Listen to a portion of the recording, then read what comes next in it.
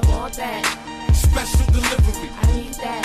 Special delivery. Welcome to the Special Delivery Podcast. I am your host, Special, and on this show, I like to do one of two things. Either I'm delivering you brand new music that's dropped, or I'm sitting down with an artist to break down their latest project, and that's what we're doing today. Mani Draper joins me for the third time to break down his latest album, TV Babies, and just for a little bit of context, this was recorded in November of 2019. Yes, it takes a while to really edit a 2-hour podcast, but it's all good. We're here now. We broke down everything from the cover art to the concept, and every single song. Mani just gave us so much background to what he was going through, what he was thinking, what he wanted to portray to the audience, and we really get into the concepts of the album as well, as far as where he wants to see creators in the coming years, and just these ideas of dedication and paying homage to people, and just so much more. So let's get into it. Mani Draper, Brave Area at Dav Records, Richmond, California. Special Delivery Podcast alumni. I'm proud of. This is your third time on the show. Number 3. I've had people on multiple other things, like, you know, Creators Cut and all that stuff. But I'm like, I think you might be like the top ranking score on Special Delivery. I'm always going to come back because I listen too. Right? Thank you. So it feels good to be on here. Like getting to have an in-depth conversation about something that means so much to you with somebody who like genuinely engaged with it, you know. So it's different. It's a different. It doesn't feel like an interview based show. Thank you. I appreciate that. You know, my slogan is basically, I listen to the music, I have questions, and I have the wonderful opportunity of asking them. Like, it's great. It's nuts. How are you doing? I'm good. I'm fresh off of doing my podcast. So the podcast world, especially our show, it's so therapeutic for me. You and I have talked about this off the air. It's my therapy. It's not governed the way my music is either. So it's a completely different release for me weekly, and I get to look forward to it. So I get to really go work through some of my own shit, and while masking it as I'm doing the show where I'm, you know, so it's content. So I always feel good leaving the show, and then it's the getting to the next week, the next episode. That's kind of like the challenge, everything in between. So I'm good right now. Meet the Brave every single Monday. They got your Mondays on lock. They just make it easy. So, you know. We have to talk about TV Babies. Yeah, man. Like I said, I had to corner you. I'm like, this album came out in June and you haven't talked about it, and it deserves to be talked about like thoroughly and in depth. Like, I'm nervous about how long this is going to be, but I'm perfectly okay with it because it deserves it and more. It's so hard too because it's so crazy. We just got done talking about entitlement, and there's something that happens when you feel like you made something that's special and you have some weird expectations about how it'll be received. And if you don't get remotely close to that, it, for whatever reason, it impacts the music for you. So everybody keeps asking like, yo, what's next? Visuals, this, that, and that album meant so much to me conceptually, production wise, and from the features to the producers, everything. It really is a sensitive ass spot, that just what that record means. It was always going to be you that I talked about with it first, because it's just you were there for a session and the exchange. You had like the first version of it and all this other stuff too. So I only wanted to talk to you about it, I guess is what I'm saying. Thank you. I'm like, I want to talk about it so bad. I'm like, oh man, thank you. We definitely have to talk about the session, because I think that the session that I went to just showed me so much. And the thing that stuck out to me the most about that session is how intentional you are and how natural it is for you to drop the beat out or double that up. Because we know you produce, we know you rap, but like damn near telling the engineer what to do in a nice way, but knowing exactly how you want everything to sound. Yeah.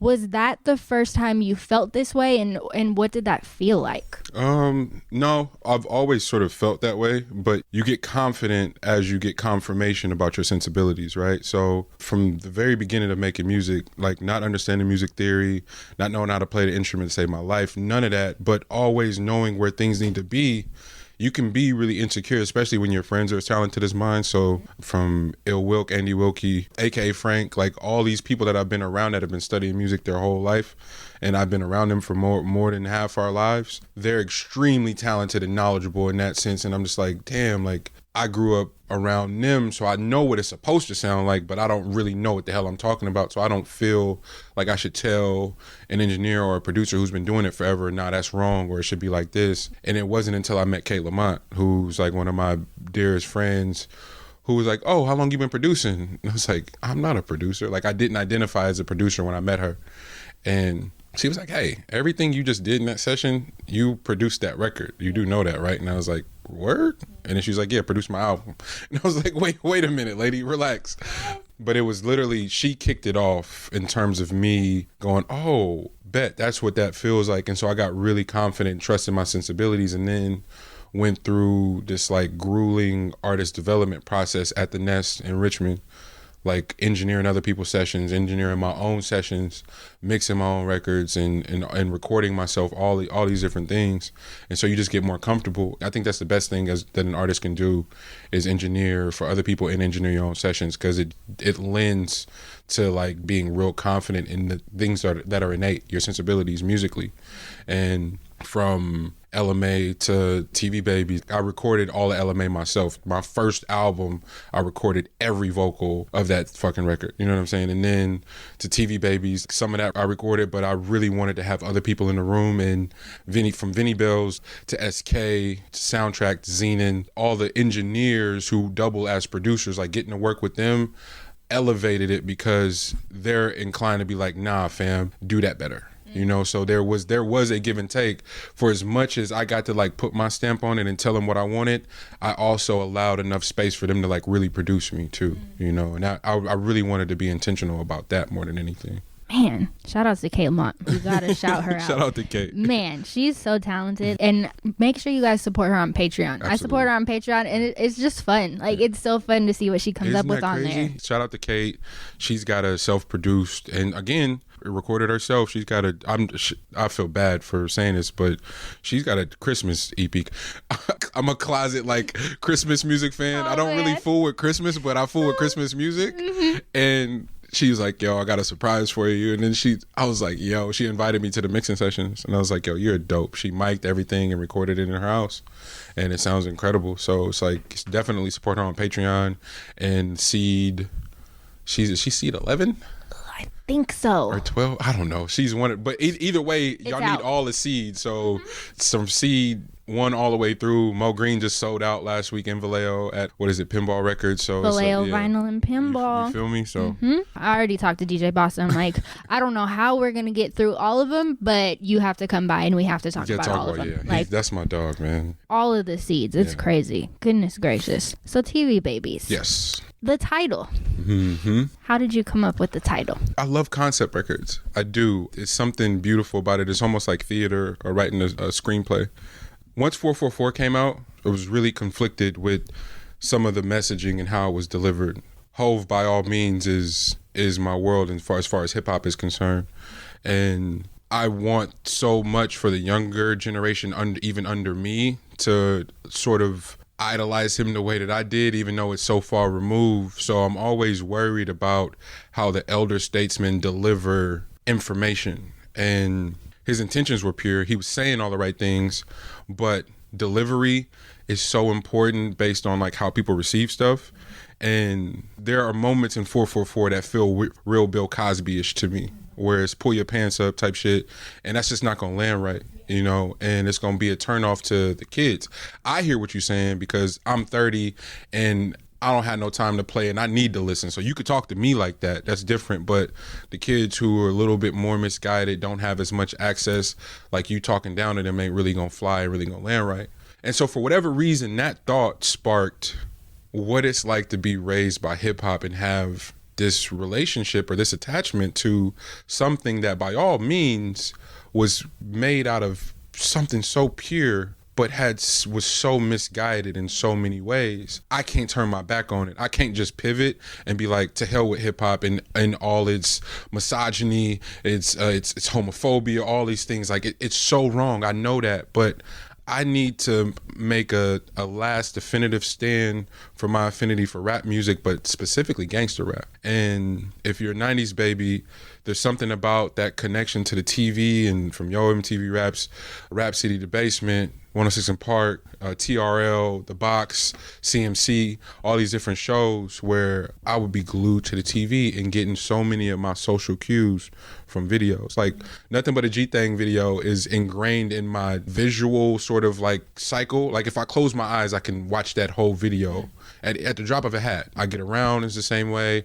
Captain Save 'Em. Like there's so many of these videos that are just ingrained in me, you know? And so I wanted to tell a specific story about a kid who's raised on gangster rap but has a loving mother, supportive father, an incredible support system, and what that duality can sort of like present, like the walking contradiction.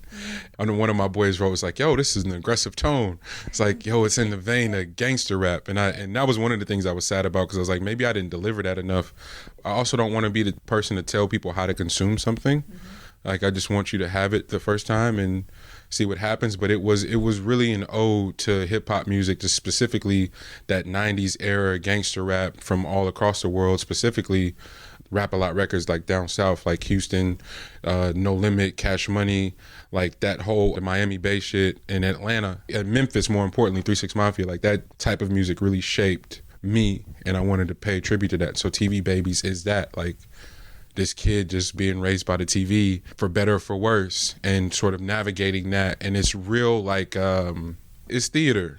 While you hope people will get that element, I know so many people missed it, and that's nobody's fault. I'm not even sad about it. I'm more so proud of sticking so close to a narrative that people are like, yo, fam, you going through anything? You want to tell us about something? Like, no, this is a conceptual display of a character. And it was really inspired by Childish Gambino's Because of the Internet. That was such an awesome display of artistic just fortitude, where he was like, yo, here's the character, I'm gonna stay committed to this character and deliver it for you. And he does that every album, and I don't know if people are picking up on it or not. I think with all like theater and stuff, you pull from you to make it real, more relatable, but so much of it is theater too, you know? So I was pulling from real life experiences and stuff like that, but the delivery and the presentation is real package, like some Death Row records, some No Limit. Like I want to polish it and make it sound like that too. So a lot of that shit is intentional. Yeah, I mean, I feel like the theater part, people may have missed it because there are parts of you in it, and there's so many like honest things that we kind of already knew about you. Like we know about you going to college in Ashland, Oregon, and we kind of know what your degree was, but you kind of get more into that and what that looked like. I think you did a great job of balancing the character but still giving off parts of yourself, while still like the cohesive sound is crazy on this album. Shout out the guys, man. Shout out everybody that touched it. Yeah, it's cohesive without becoming boring or becoming like, oh, okay, I know what's gonna happen next. It's like, oh shit, I didn't expect that, but it fucking fits so well. Absolutely. So thank you. So good. And it's funny too, because I remember we had a brief conversation about TV Babies, and I feel like you kept it super brief, and you were just like, oh, it's just about like unlearning a little bit of like entitlement and just like navigating unlearning and things that we got from the TV. But like for you to take it a step further and have the gangster rap element and have this storytelling theatrical piece, just crazy. Yeah, it's crazy because I'm still like, and perhaps I'll figure that part out. You're promoting an album, so should you have said that from the rip? But then am I ruining the experience with it? I don't know. And part of me, I change my mind every day. I'm like, yo, next time I'm gonna tell everybody everything. And then I'm like, no, I'm not. Because the people it resonated with and the people that got it, yo, like it's really overwhelming to get those messages and talk to those people. Because to them it's clear as day. But then to some people are like, yo, whoa, what's happening here? You know, because it literally does take you on this ride where it's like extremely emotional, vulnerable, and like it lands kind of soft, and then out of nowhere to just get hella hard at it, like in between bars. Like it's not even from song to song, it literally is from line to line. That's what I was so proud of, was being that intentional about capturing that level of duality, balance, whatever the hell you want to call it. I wanted to capture that from bar to bar, and I think I did it, you know. And so see, now I'm not mad at you that it took you this long to sit down and talk with me, because now I'm like, I feel like you just gave it new life to where we all listened to it and we all enjoyed it and took it in and just were enamored by it. And now I want to go listen to it again because now I'm like, oh, now I want to see the character run across the screen. Like I'm so juiced. So now you're just perfect timing. Yeah, like, right? Okay, I think, you know what I mean? You were saying how you kind of went back and forth on telling people, but I think now is damn near the perfect time to tell people. We're away from it enough, and it's like, all right, bet. Let me go really sit with it. And I'm just grateful for the people that, because that's how I consume music. You got Beatrice up here, beautiful. And Beatrice, like, a lot like you, when you meet people, especially in our field, like, it's rare to meet people you take a liking to, you know, and just want to see them win. And I remember how much shit Beatrice was going through. And when he dropped the cover art, and we had just had conversations about when he was going to do when he was going to drop something, whatever. And we had made a bunch of songs together out with Ian McKee. Shout out to Ian. But I remember having those conversations with Beatrice, and then once the artwork dropped, I was like, yo, this is gonna be crazy. And then the album came out, and it's him. It's the music he wants to make, and that's my brother for life. And it's like, it made me so proud of what it could mean, just sticking to your guns, and how that can connect. And so I said, saying all that to say, the power is in doing you and like staying committed to your vision, but this industry and the world more so isn't really set up that way. So you got to really, really fight to protect the shit that moves you, I guess. And that's what we're fighting for every day. So I'm grateful for the people who do consume albums like that and just let it be, and got it. Just took the time to sit with it, and were kind enough to reach out, reshare it, repost it, and quote lines from it. It's like, yo, because some of the lines people quote, I'm such a Hov fan that the goal is to never waste the bar, right? So I'll put a line here, but this line stands out. So I'm like, yo, they're not gonna get this one. And people were reposting those type of lines that mean the world to me. I'm like, yo, that really means the world, you know? So it's been good.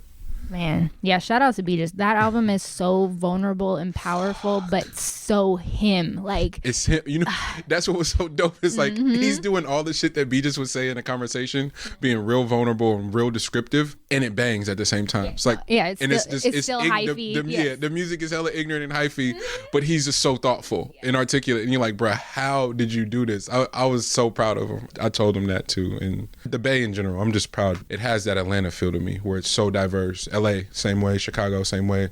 Just mad diverse. You can get anything you need in this particular region right now. So, and you did that on this album. First, I want to talk about the bars, like not wasting a bar. When I was going through the album again this past week, trying to be like, okay, what are we going to talk about on the podcast?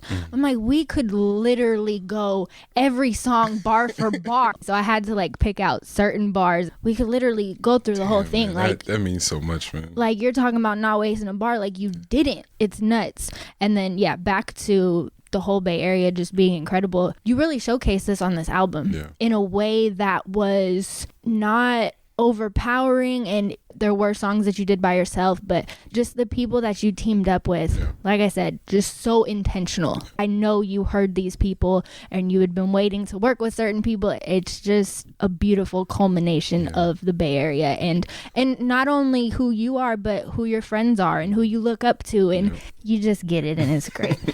Oh man, we cannot get into the track listing without talking about the album artwork.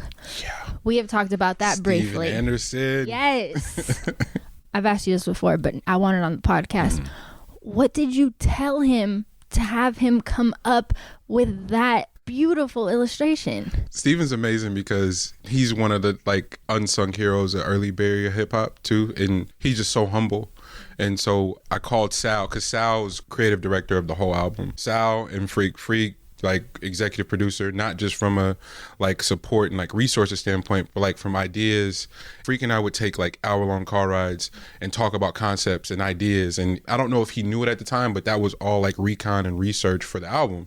So I leaned on both Sal and Freak so much. So like one of the rare nights during the creation of this process, I wasn't, because during this whole album, I was either with Freak, Sal, or Iman, like literally. And the rare one night where I wasn't with neither one of them, I went out to a dinner meeting, a late dinner meeting at that. And for whatever reason, mid-meeting, I had this idea for the artwork and just left. It was like, thank y'all, I'm about to go home. Mind you, little high, too much THC, and was like on the cusp of like freaking out. So, but I was like, I've gotten better at like not panicking and just like removing myself. So I proceeded to get the longest Lyft ride ever to get home. And in the car, fighting a borderline panic attack, this artwork is coming to me so vividly. And if you look at it, there's a wood panel, there's a floor model TV, there's a particular TV on the kid's head, there's artwork, there's a particular couch, a particular plant. Those are the 4 living rooms I grew up in combined into one. So my mom and dad, the one house they had together, my grandfather, my grandmother, my paternal grandmother, and my godparents. Those were the rooms I consumed the most entertainment in. This is what I want to do. And the TV head concept just came from like some Radiohead shit. Like it was a spinoff of that. And I called Sal and I was like, yo, this is what I want the cover art to be. He's like, I'm gonna call Steven. And he literally called Steven that night. Steven came to my sister's apartment 2 days later. And the weird thing about artists is like you always want to do your best not to overstep. But what I keep finding, like the higher I climb, the dope people don't have no ego. Like they're the best. You, Spesh, you're one of the best collaborators I've seen. It's indicative of success. I do believe that, right? So Steven's like, nah, tell me your idea. And he's looking at me in my face and drawing, but he's looking at me. He's not looking at his iPad. He's looking me in my face while I'm explaining this to him. And it's like the weirdest shit ever. And he goes, oh, like this. And I'm like, bro, you got to stop. And that honestly was the best moment of it for me because I spent so many years having to compromise a vision either for lack of resources or just lack of knowledge, right? So you compromise something because you either don't know what the hell you're doing or you don't have the money to pull it off. And this was the first time where I felt like it wasn't no compromise. I'm talking like from the artwork to visually to how we presented it, everything was just falling into place. And for Steven to pull up and go, oh, you mean like this? Yeah. It was like, bro, like after that, I really wasn't tripping off much. I felt like I had won. Like it honestly felt like getting a Grammy when he was showing me that artwork. Because usually, like when you're trying to, at least for me, there's always some sort of disconnect in between explaining and someone receiving the information and trying to execute your vision for you. He nailed it. And that's all it was just like sitting down, telling him specifics. He's like, yo, what you want to look like? Well, the whole wall is wood paneling. He's like, all right, bet. Is it earth tones? I was like, yeah, it's definitely earth tones. And he was like, bet. Like this? Like, nah, invert this, bet. And it was doing it quick. Yeah. And it's like, yeah, I'll send it to you in a couple days, and sent it in a couple days. Not only is he crazy talented, but I think you would have to argue that you're learning how to better articulate yourself and better describe things. And, you know what I mean? Even having... communication in general is getting better. Yeah. And just having crazy visions, you know what I mean? Because now there's no limit to what you can do. So your brain is expanding and it's crazy and it's nuts. But I think that that's so inspiring too, because I think anybody on a creative journey reaches that point where it's like, I can't execute what I want to execute. Like I have to compromise. And just knowing that if you keep at it, you're going to find resources and find people and be able to articulate things. Like if you keep going, it gets better and it'll fucking blow your mind. Yep. Like, goodness gracious. Now we just get into the album. It comes in so powerful. Damn. And you have to listen with like multiple speakers because it's just like surround sound. It is surround sound. You're just taken there. And the first words you hear are, the world owes you nothing, kill your entitlement. Yep.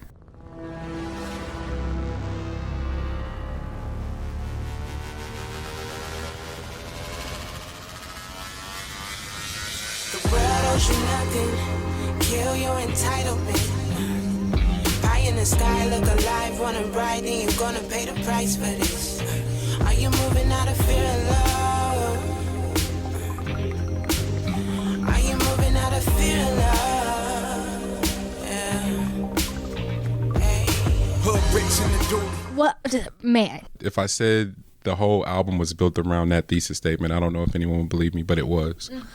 Again, just like not wanting to compromise nothing, struggling with my own entitlement. Again, this isn't pointing the finger that nobody like hip hop did, none of that. No, this is me taking accountability for how I've maneuvered through space. And I was struggling with my own entitlement of like really thinking the world owed you something or people owed you something. And the freedom is really all in like just dedication and its discipline. And I literally was just discovering that shit, like in the process of making it. That's what inspired the album. I wanted to say that so bad. I wanted it to be that, but I didn't want it to land crazy.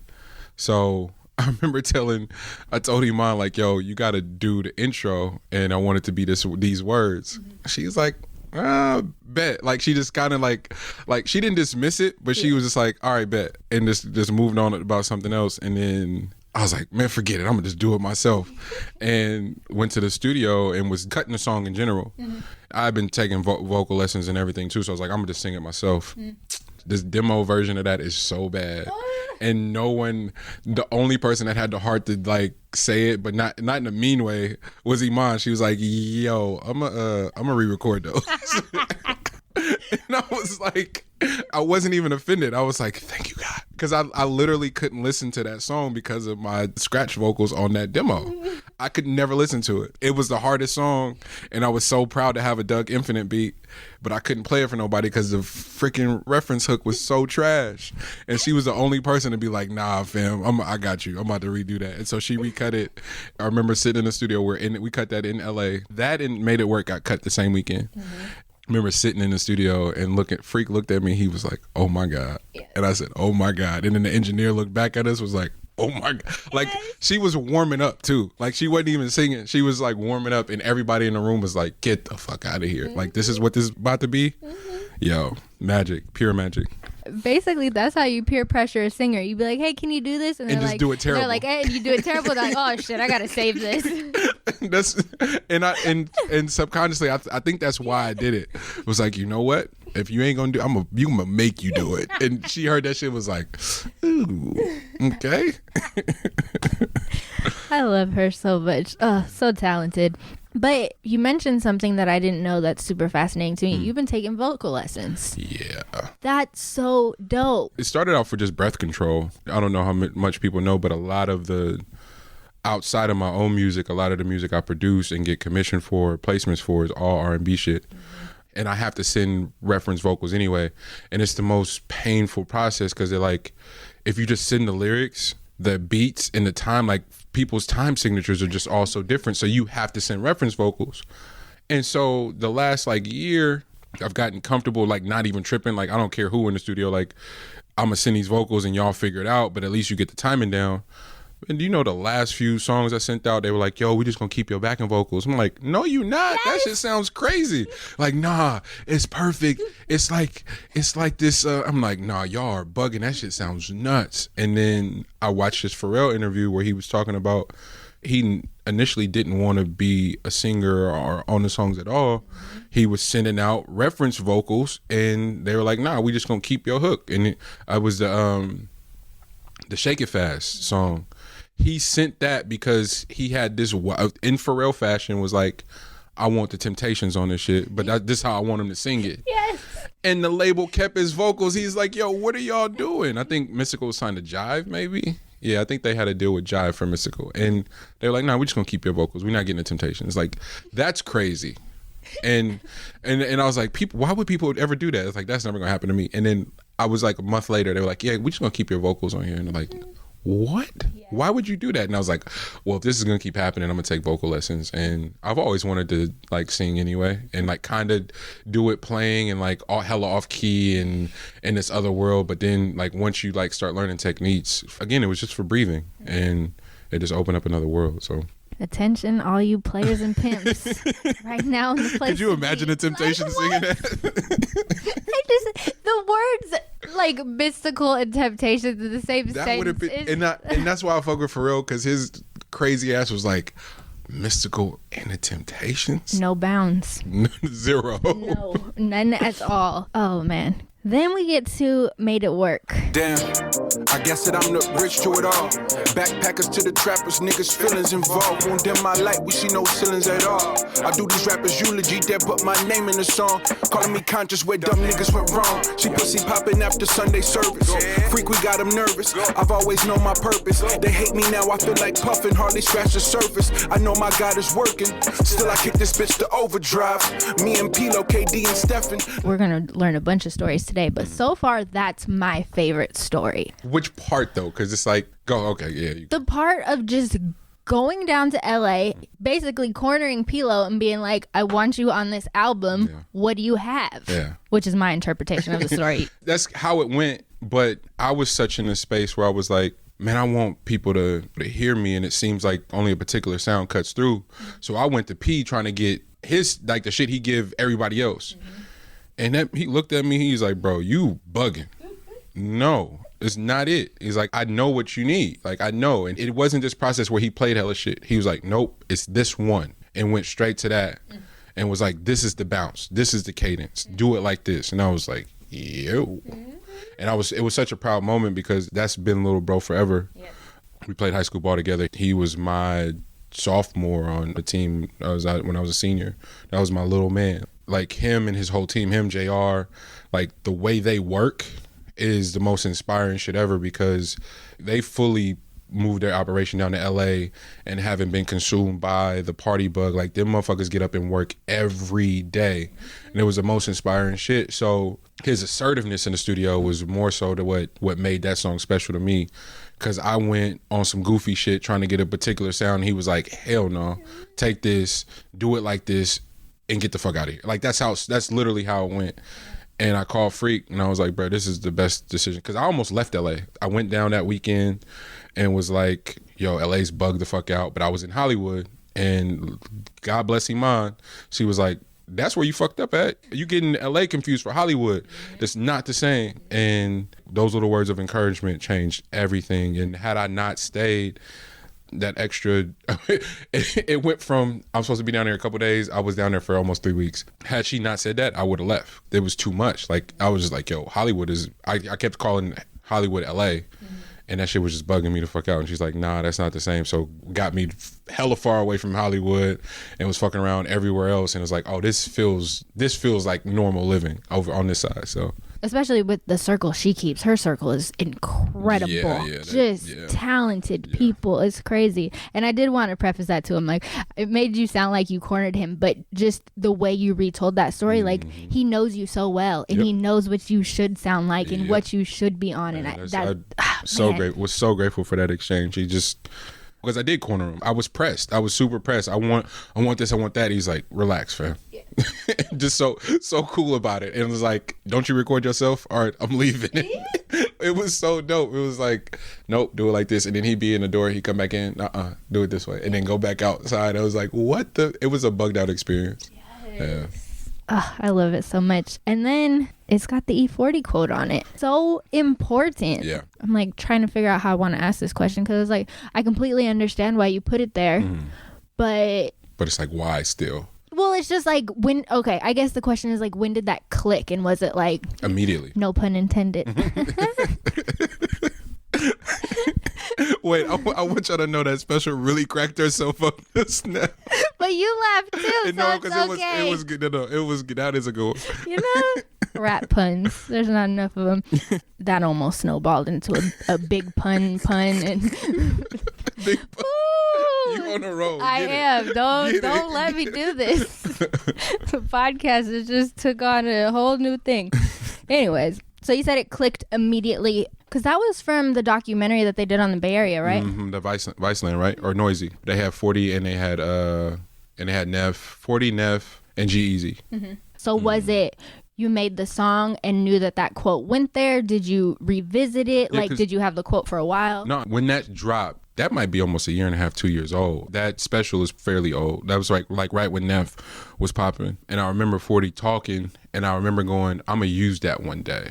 And we start doing the song. I did the verse. Or no, we might have did the hook first. Did the hook first and then did the verse. And then P was like, damn, either we get an actual singer for the bridge, or we go ahead and insert a clip of some sort. He said, if we use a clip, we should use a 40 clip. And I was like, I got the perfect one. Because if you go on P-Lo's studio, he's got a big ass picture of Unc in there, of E40 in there. And it's everybody's like guru, like at least it should be, just for success and longevity and growth and evolution as a man. Independence. Like, it's 40 everything with P-Lo. And it's hella genuine. You know what I'm saying? Because 40 hella opened his arms to P.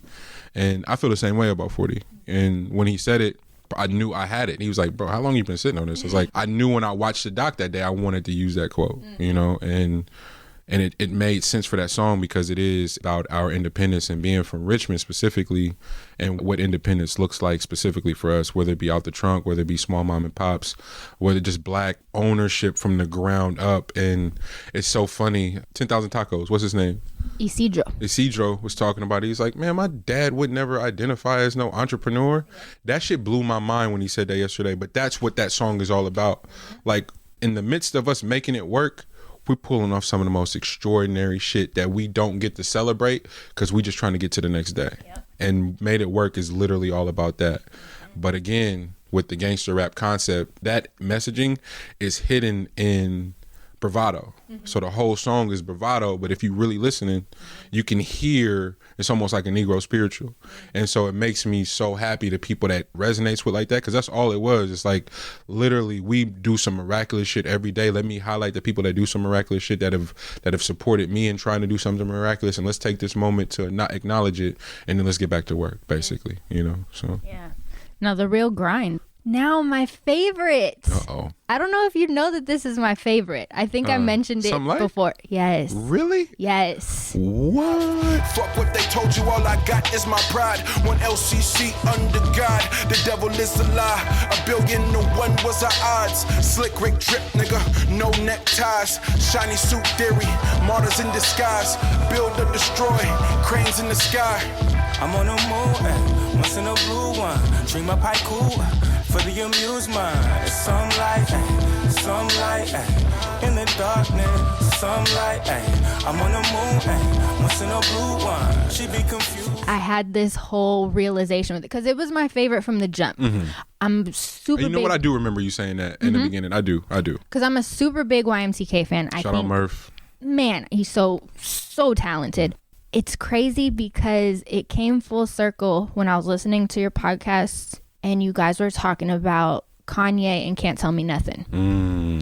And I have to preface this by saying people just have to accept that we're not going to let go of the Kanye songs that we love. Yeah. And I also have to preface it by saying I try to stray away from comparing artists and comparing songs and all that stuff because it gets ugly and weird, and most of the time it's not necessary. Yeah. But sometimes it hits so hard that you have to. So you guys were talking about Can't Tell Me Nothing. Can't Tell Me Nothing has been my favorite song forever. Same. My next tattoo is, and I've had this tattoo picked out forever, I just haven't done it, but I'm really going to get To Whom Much Is Given, Much Is Tested. And I can tell you that whole story later.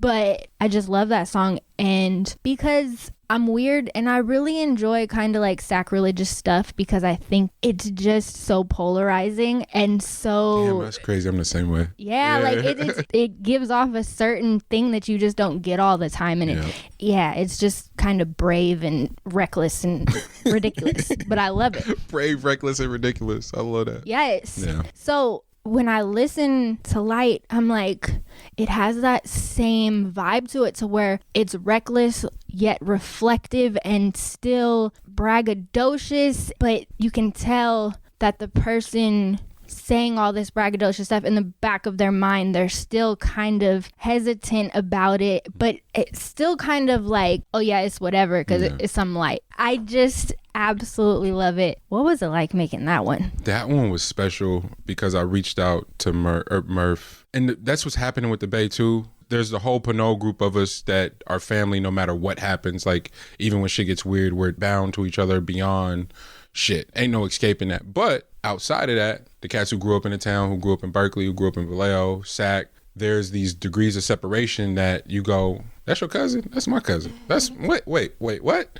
And so Murph came to one of my shows with my cousin's best friend, who's like a cousin. I call him a cousin.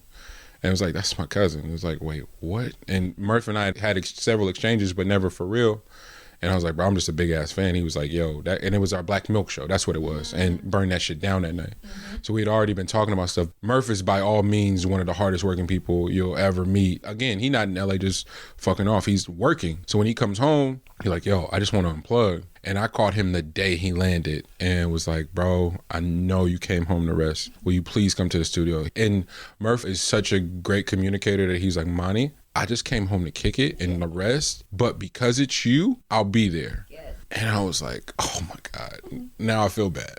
Like I should cancel. But once he got there, Zenon was there and they're connected. So it was like this big ass reunion of just people that were connected, and there's just good energy. And Murph is natural good energy. And I explained it to him. It was like, yo, it's the contrast I gave him was Pusha and Dream.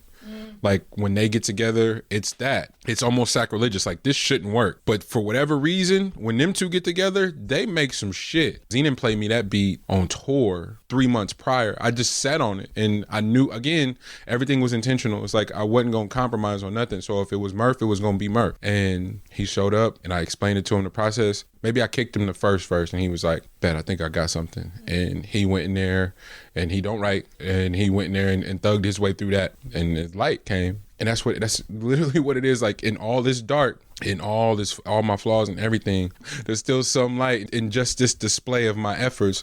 This is regular. Like it's the ultimate flex while saying something though. I'm so glad it's your favorite song because it's my favorite song too. Yes. It's my favorite song too. Just, I think some light, but it's like in the darkness, some light. Goodness gracious. And he didn't write that. No, he just went there, everybody. And just that alien mumble shit that him, Raj, Kevin Allen, Sue, like that I've had the privilege to see and witness, right? So I've been in the room for Jay-Ant, Iman. They do this alien sort of channeling God type shit. And they go in there and they just mumble. And then next thing you know, it's the hardest bar. And you're like, bro, what is going on? You know, and it really makes you like partial to their efforts. It's some of the most beautiful shit because they like, by all means, if Raj wrote a book, it'd be the most thoughtful, reflective thing ever. But when you go watch him in the studio, the things that he's pulling out of the air to make these great linear stories, you go, oh, he's definitely writing those raps. No, he's not. Father Figure 3, I seen it, y'all. This nigga's just channeling. He's somewhere else. Them type of niggas we need to protect, for real. Wow. Go check out Father Figure 3 if you haven't. That man is nuts. This one, I feel like, was the most fun for you. Endgame. Yeah.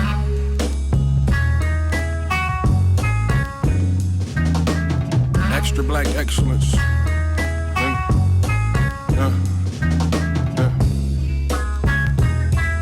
Black exploitation shit. Look, legend has it the quiet boy turned to savage. Got his first taste of blood, and now we can't be managed. One and done's run it up, total the damage. Brooklyn to Rotterdam. I Am Sue, Kevin Allen, no hook, straight bars, incredible dropouts. What? It's Flo. Y'all can blame Flo for that one. Yes. Flo sent a pack. And I think he was feeling away too. Because Flo was mad busy. Like they're moving, they're doing all kind of stuff. And so he was just like distant from the process. And especially the last few projects have been majority him. So it's like, fam, like what the fuck? Make an effort to tap in. It wasn't not wanting to tap in because if I could do every album with Flo at the center of it, I would. But I knew he was busy and was like trying to give space. And so he sent a pack and everything in it was fire. And I was like, damn. But that beat was the last thing I played. And I was like, excuse me? We had a bunch of music, but we didn't have nothing like that. And a part of the process was aligning people that normally wouldn't be in alignment for this record. So if it's Sue, put him on a Flow beat. If it's Murph, put him on a Zenon beat.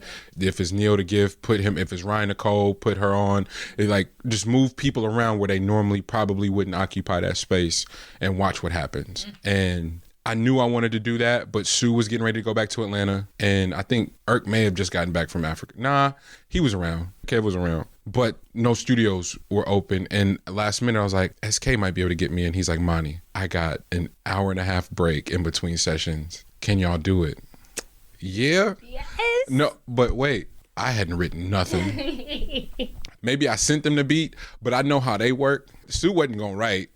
And Kevin don't write. So sending them the beat was almost pointless because them niggas wasn't gonna write. Yeah. So we all get to this space and SK's like, okay, y'all got an hour and a half. I went in first and then they looked at me like, oh, this what we doing? And so Sue was like rapping his verse to me and I'm like, yo, this is about to be nuts. And then I could see Kevin sitting in the corner like mugging us a little bit. And then he rapped me his verse and I was like, what just happened?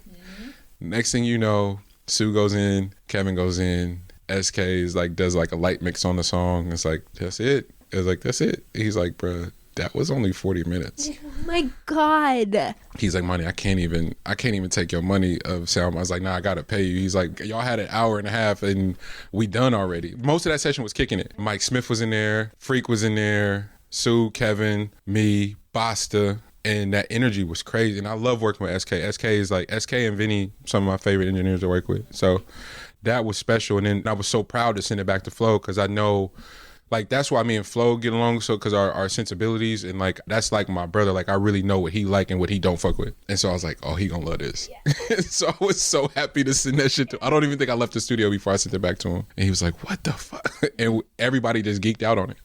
Yeah, it's just so gritty, and you guys got gritty at it. Hey, it's what it called for. It's so funny because Sue and I grew up ciphering, but also looking up to Kevin Allen, formerly Irk the Jerk.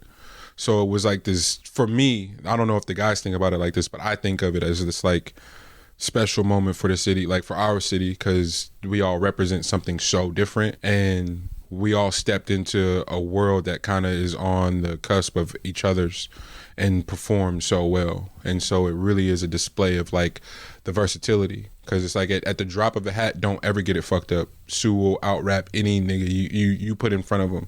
Same thing with Kevin Allen, and I say the same thing about the likes of a Raj or whomever may be on something more melodic and modern. Don't get it fucked up, bro. Hit a falsetto and then bar you to death in the same breath. You know what I'm saying? So it's like that shit really means the world to know people that versatile. Yeah, it only makes you better because it's like, oh shit, he did what? Like, oh, I gotta do something now. Man. Then we get to Strangers. Ooh. Fuck no, don't put the fame before the money. I know the algorithm got you confused. Pay your dues, your time is coming. They can't hate if they don't love me. Look, I represent the end that they run. No more posing, you're done. 3 albums stashed in the tuck. No, they not fucking with us. Hey, what I tell you, Flo? Grab track and see mercy me until my casket closed. They couldn't mob in my Zappa toes. Not from my case, so rapid dope.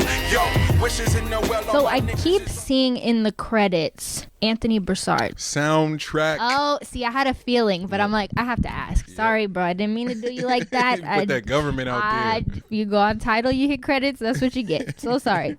So Strangers. One of the early records too. One of the ones that started it for real. Yeah.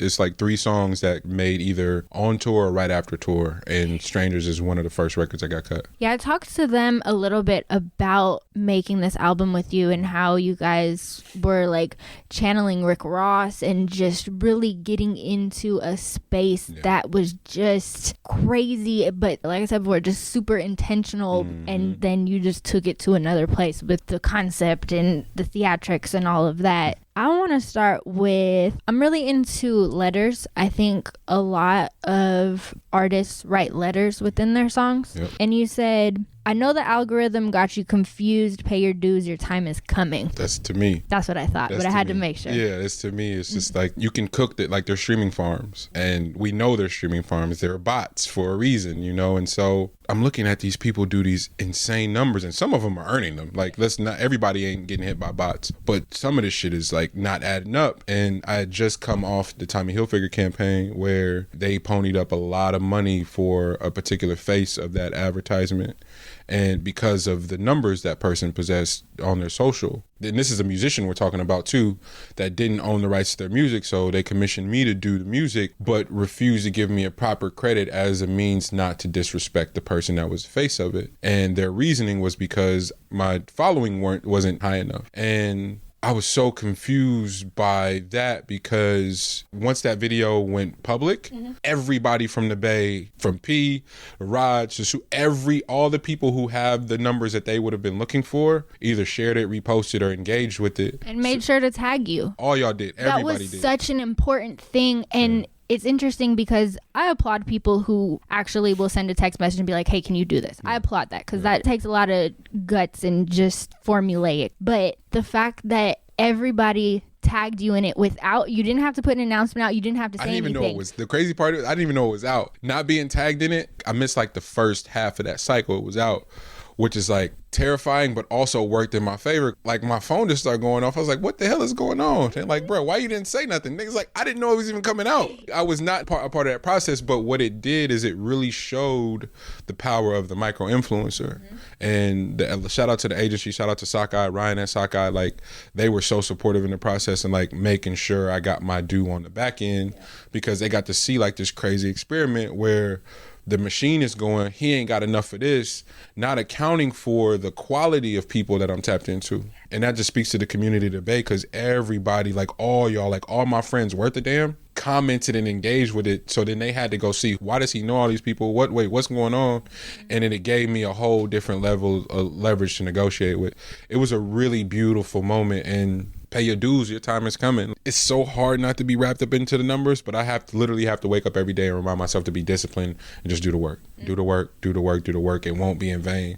And I tell myself that every day. So Strangers is literally like, I'm talking to myself on that whole song. Well, that makes it interesting too, because my other quote is, I lose me if I don't let you go. That was to you or to somebody else? Me. Whoa. That's ridiculously deep. What does that mean to you? What part of yourself were you talking to? That whatever that is that make you just take yourself so serious and like overthink and second guess, like our God-given gift is our instincts and our sensibilities. And I've worked so hard to develop a fly-ass palate. I know what I know. I like what I like. And to go against that is just silly. And I lose me if I don't let me go. Like I gotta let go. Like let go. And so within the concept of this gangster rap album is this crazy ass bravado and this crazy ass character where, nigga, if you don't believe it, I'm not gonna believe it. So stop. Don't be up here not confident, insecure and shit. Like if you're gonna be in your bag, like get all the way in your bag and deliver this so that I fuck with it. And so a lot of the bravado in the album is that it's like, nigga, have fun. And Strangers is one of my favorites because it's from the singing, the bravado, the performance, like it's super duper. Like it almost reminds me of Volume 1, Hove's A Million that him and Primo. That's what that song reminds me of. That's what it felt like when I heard the beat. And I told Track that, and he was like, "Get in that bag then." And I went. And then the breakdown at the end. That's Track. Man, he killed that. I did. And that, again, that's another one of the moments where you're like, that ain't it. So I did one myself, but I didn't have the stems. And he was like, ooh, that ain't gonna work. But I got something. And he went and he flipped that and sent it back. And I was like, ooh, this is spooky. You know what I'm saying? That's one of my favorite moments and one of my favorite sessions because that happened at the end. So we had a version of the song the whole time that nobody liked the ending of it, and Track was the only one to be like, that ain't gonna work, G. So he was like, I'm gonna be at them sessions. So we got in the mixing sessions at Airship in Richmond, and he came in with the stems and opened it up and made that ending one of the last days that we were working on the album, and it became one of my favorite records again. Because again, it was like, I can't listen all the way through the demo because there's something wrong, you know? Oh man. And then Noble with Supreme. My clarity's got them shook. Bet they throw me the book, but they'll never mistake us for no halfway crooks. Told empires in the wire and some shares, man, look. I'm overcharging for what the mob did to Sam Cooke. Wasn't even surprised, calling it status quo. Trapping to going pro, trying my hand at both. That's my blood in the water, need them fresh off the boat. Reparations for the faithless, bitch, what else you wanna know? No 444 without money, cash hoes. Blame 45, I'm activating. So on the title version, this would be his second appearance, but on the Bandcamp version, this is his third appearance. Wait, how does that work? So the only record we couldn't get through the distribution site was track 2. I'm like, I feel like I've heard it, but I have been listening to it on Tidal for like ever. Fear of Love is Doug Infinite. Happy birthday to the legend. He got a crazy shout out from Kanye. Like, that was so dope seeing that, because it's like, we all know Doug as a legend, but he's a legend and an OG to somebody we all look up to, a couple people we all look up to, not just Ye, but No ID and all of them too. Like, that Chicago shit is deep, and Doug Inf is at the core of it. But Doug and Ivan did Fear of Love, or no, Doug and Noble, sorry, Ivan. So many governments on here. You know, Doug and Noble did Fear of Love, and then you see Noble again on Supreme. And that was, again, just conversation and sharing space. Like, Noble has really become one of my really, really great friends. And we were just having a conversation. And he was like, what's missing from the album? And I told him, oh, that's spooky. so you reference Can't Tell Me Nothing for Light. I told him I'm missing something spooky like Can't Tell Me Nothing, and he sent Supreme. Yep. That symbol in there, that's that. An ode to that, and we got really in a real spooky bag. I was so proud when I sent them that record back too. Me and Vinny Bells and Kate Lamont. That's what I was going to ask too. Not only is it dark and rugged, that's how I describe it, but there is multiple vocals. And I'm like, who are all these people? Yeah. Like, oh, okay, gotcha. Yeah, no, it's me and Kate layered hella times, and then Vinny Bells, producer, artist, is one of the better engineers and creators. Like, he can take some basic shit and make it sound incredible. So it was really fun, a fun session. So good. Nothing at all. So much I still believe. I know nothing at all. It was all just a dream. Free my dogs behind the wall. We got everything you need. Motherfuck what you want. Seen too much, I still believe. I know nothing at all. Don't wanna hear what you know. Tell me what can you prove. My hero sold us out for some motherfucking shoes. No value in the truth. Kate Lamont again, incredible. Introduce us to Brian Simmons. Damn. So we grew up in church together. Vallejo boy too. It's so crazy because like when I moved back, I was spending so much time with my grandparents and my grandma. Like initially, they weren't fucking with the whole music thing, but then once she saw like I wasn't playing, like we had to take my grandfather to dialysis 3 times a week. So I'd be in the dialysis center making beats and that's just like a 4-hour process. So I make like 20 beats each session, you know. So as she saw how serious I was getting, she was like, "Yo, remember Brian from church?" It's like, "Yeah, he's in Dubai." And I'm like, "What?" Whoa. And so Brian's all over Last Marauder. Like a lot of that shit, I would hum melodies into the voice memo and send it to Brian. He'd send keys back. And so that's how we made like the demos for Last Marauder. Then when he moved back, we had all these plans to do hella shit together. Mind you, he's coming from playing every night in Dubai where he getting bread. He don't have time for this struggle and rap shit. And so like he fucked with me for a minute. I wasn't getting booked like that. And then Fantastic Negrito found him. And Negrito and his camp is so dope. Like they really give musicians a chance. Like if you're gonna perform, you're gonna perform. And I always knew that B was so special. If he got his foot in the door, it wasn't gonna be no looking back for him. So once Negrito found Brian, the last 2 albums, Brian has been on the road with Negrito. Him, Miggy, Darren, like they just been hitting the road. And it's hard to do a record without B on it now, you know. So he came to the studio with Z, with track, and just played for hours. And then Z is such a fucking genius, took that shit and chopped it. It sounds like it's a sample in it because it is, but it ain't. It's an original sample. So it's like we really have been into that, like jamming and then chopping up the jams to make it our own shit, so we can still get the feel of the chop. But Z chops are just nobody chops like Zenith. He's got a completely different bop, and so that's why Nothing at All sounds like that between Z and Brian together. But B Simmons is world-renowned keyboardist, producer, writer, and one of my really good friends. The line that sticks out to me on that one is, I'm going to use the edited version. My hero sold this out for a pair of shoes. Yeah. Can we ask who? Yay. Oh, okay. I was like, Michael Jordan? I don't deal in regrets. That's one line I cringe every time I hear it. Wow.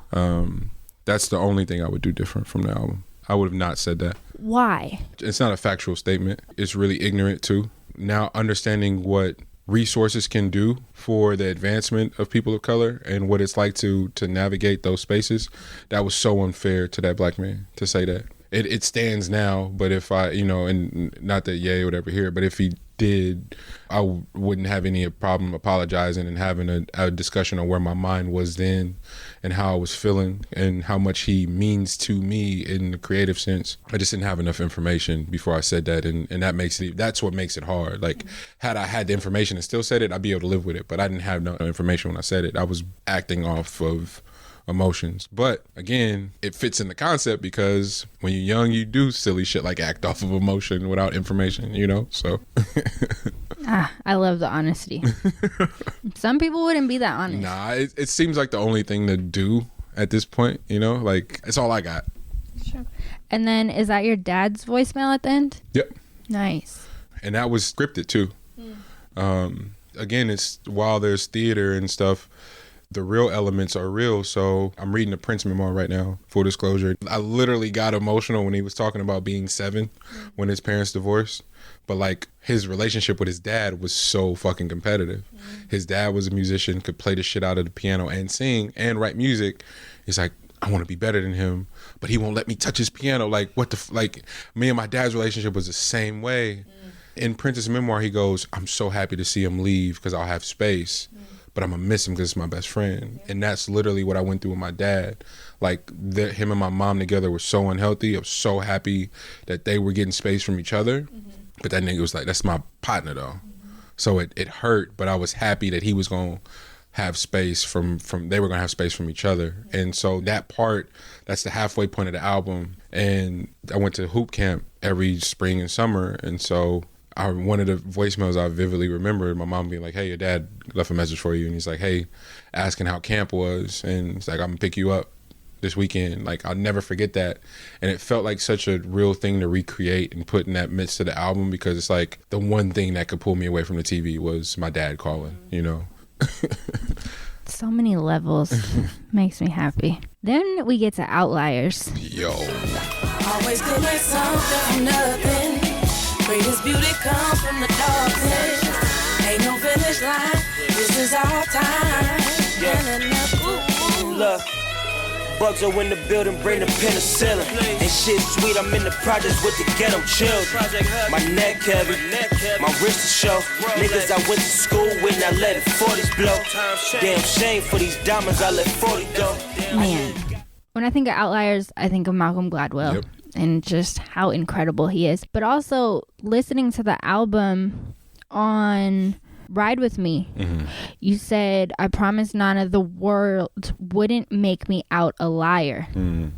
Thank you.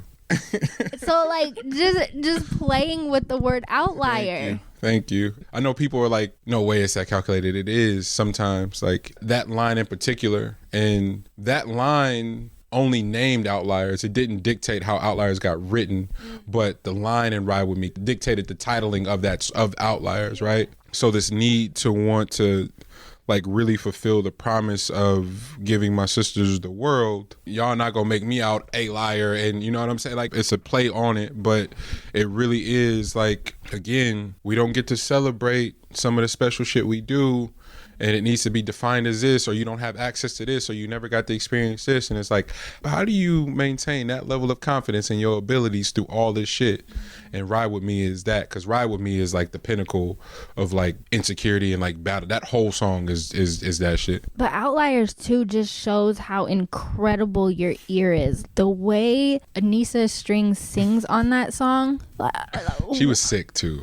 Wow. Yeah, she was like, yeah, I'm a little under the weather. And I was like, if that's what under the weather sounds like. For real. I saw Anissa play at Starlight on the bottom floor in the middle of the club. Normally people play upstairs in a ballroom. No, this place was jam-packed to watch her play with like a quartet. And she's this little ass girl with this big ass upright bass, body and shit. I literally stood in the middle of the room like, is anybody listening to this? And everybody was, but it felt like I was in there by myself. And it's like, man, I'm gonna work with her one day. And degrees of separation. She from the town for real. So we know some of the same people.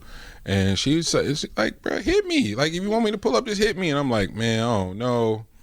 Hit her. She's like, bro, you tripping. I would have been came to the studio. So she pulled up and I sang her the concept I had. She's like, ah, yeah, that's cute, but I got some. And she flipped it. I wanted it to feel like Curtis Mayfield. I wanted to hear the pain, and she went and embodied that shit. The Roy Ayers shit, the My Life. Like, shout out to Doug and Noble for that too, because RBC Bugsy and I recorded that at the beginning of the TV Baby sessions, and the hook, Anissa's hook, may have been the last thing to get recorded for the album. So that was months apart. But the night doing Bugsy's part, I wanted all the producers there so they could like kind of see what each other was doing. As the Illmatic sessions, basically. Doug and Noble pulled up and heard what everybody was making. They're like, oh, this is what's going on. They sent Fear of Love based off hearing Outliers. Wow. Yeah. They got to hear Outliers be recorded, and they got to hear the one with Cheese. Marked Up. They got to hear those two be recorded. And so based off those two is what they sent. So Outliers is soundtrack, Marked Up is Zenon, and then the next day in my email I get Fear of Love from Doug and Noble. Yeah. And I think that's such a good pairing too. Like you're talking about putting artists with producers they wouldn't necessarily work with, and even RBC Bugsy and Anissa Strings, but it works so well and it sounds so good. And you talked to Track and Z about it, but the time we spent on tour together, me and Freak, like, we're cousins, but we were raised like brothers. And so our playlists are all over the place. So we got Sada Baby on 1 minute, then we got some Roots, then we go back to like some Griselda shit. But the thing we played the most was either Ross and Jay. And Soundtrack, by the time we got to Vancouver, so mind you, we started in the Bay, made it all the way to Vancouver, Canada. Soundtrack goes, I got it. Like, I know what your next album's supposed to sound like. He literally stopped, he made Freak turn the radio down. And then so when we got to the Airbnb in Vancouver, it was like his 3-story house and everybody's room was on a different level. So he came down and he had his laptop. He's like, yo, G, I put this together. I think this is what the next album is. And it was Outliers, Strangers, something like that was from Z. Him and Z had already compiled beats and he put them together at what they should be. And it was like 2 more. And then that night we made Marked Up in Vancouver. It was the spookiest shit. Now we get to the song that I wanted to ask about since I first heard this album. I need to know what happened when you were making There's Nothing Left for Me. What am I running from? There's nothing left for me in this time. Think I got it all figured out.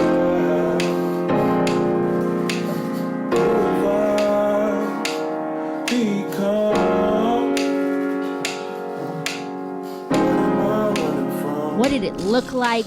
I need everything. Damn. All of it. I didn't even think we would talk about that song. That's so crazy. Are you kidding me? That's so crazy. So Noble, who's one of my favorite producers, and Kate Lamont, who we talked about, we have an album together that's coming out very soon. Yes. And so Noble's parents had this beautiful estate up in wine country, and we went there and recorded this album. And so once we recorded the album, we had these meetings just like trying to fine tune and pick songs and arrange songs and everything. So we met at Kate's house one night. In Kate's living room is this beautiful piano, and the acoustics in the room are incredible. So I turned the metronome on, just playing. I even sat down and started playing these chords. And mind you, I'm taking singing lessons. I think I may have just come from singing practice that day too, which is Mani. I start singing There's Nothing Left for Me because I was feeling like that. Like I wanted to get away so bad. And so that shit was just impromptu. And I even turned the phone on and we had a voice memo of that just sitting. I woke up out of my sleep one night and was like, I'm gonna put that on the album. And Ivan was like, you mind? He was like, no, go for it. I wonder, can we get a little master on it, a little mix, like to clean it up a little bit. And shout out to Push for making that shit sound like that because he got it to sound clean. And we talked about it at length, like, I don't know if we should put this on there. And that was the one time I fought everybody. I was like, this is important to my story. I want it on there. And Freak supported me on it. And I wouldn't have it any other way. It's one of the most vulnerable moments ever. But it's exactly how I felt. But it was also an ode to that kid that really felt like there was no place for him. What I subscribed to creatively, what my interests were, what my taste, like I always felt kind of just like in purgatory, you know. And that's the younger me, and then in the version of me that was making this album too, felt the exact same way, like being that far apart in age, but having that reoccurring feeling of like, yo, I need to get the fuck out of here. But it ultimately, that's gonna follow you anywhere, you know what I'm saying? So that's why it's placed where it is. I feel like it's such a turning point in the album. Yeah. It starts to turn when you get to like Supreme and Nothing at All, but that's a huge turning point in the album. It's like, whoa. And I'm always shocked every time I listen to it because towards the end you hear more people in the room and it's just so vulnerable that I just always imagined you in a room by yourself. So when the other people come in, I'm like, okay, now I need to know exactly who was there and who these people are that you could be that vulnerable with. Yeah, Noble playing the piano. It's just he and I initially. Kate's like in the back doing something and she comes out. Kate normally would just hop in, but she just let me have that moment. And then her parents came from the other side of the house and her mom was like, you can do that? Just looked at me just like so confused because I probably looked sick too. I probably had on something crazy and just in there belting, like just really singing. So that was a really crazy day. I'll never forget that day. I wanted that story so bad and it completely lived up to what I thought it was.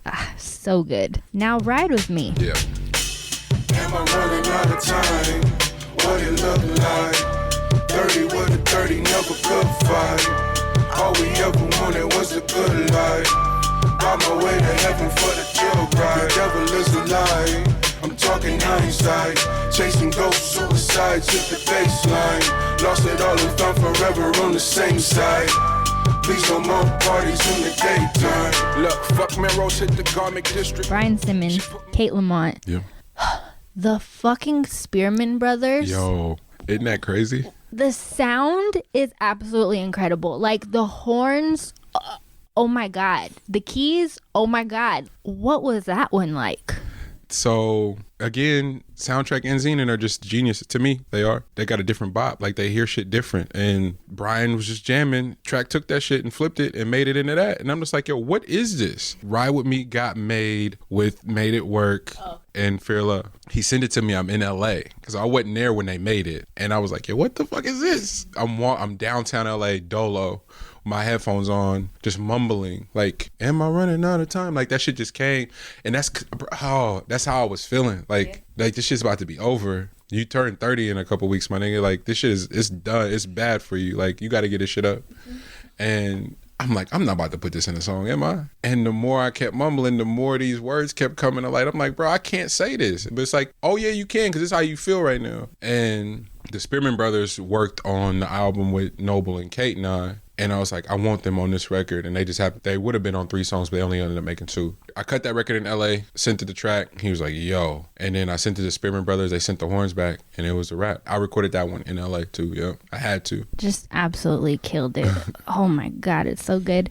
And then another clip. Who is that? It's a comedian. I'm like, that's Carlos Miller. Oh. It was trying to recreate that Comic View feeling. Comic View was one of those things where it's like, you shouldn't be watching this, but we watching it. So it was like this sneaky thing. And it was so crazy because If She Loved Me, then she put the turkey necks inside the cabbage. I hadn't heard him say that. And that shit came on. And I'm a big fan of the 85 South show. Carlos Miller, Chico Bean, DC Young Fly, they do. Have you seen their show? Yeah. I'm a huge fan of their show. That shit came on and I was like, no way. She turkey necks inside. I was like, wait, whoa. I didn't even tell them that I was doing it. So the first listening we had at the studio, the whole album together, that shit came on and the whole room started down. And I was like, yes. Shout out to Carlos Miller. He's one of my favorite thinkers, like not even just community. Like Carlos is dope. From the 99 to the 2000. Oh, man. Now Marked Up. Yo. Featuring Cheese. My brother forever.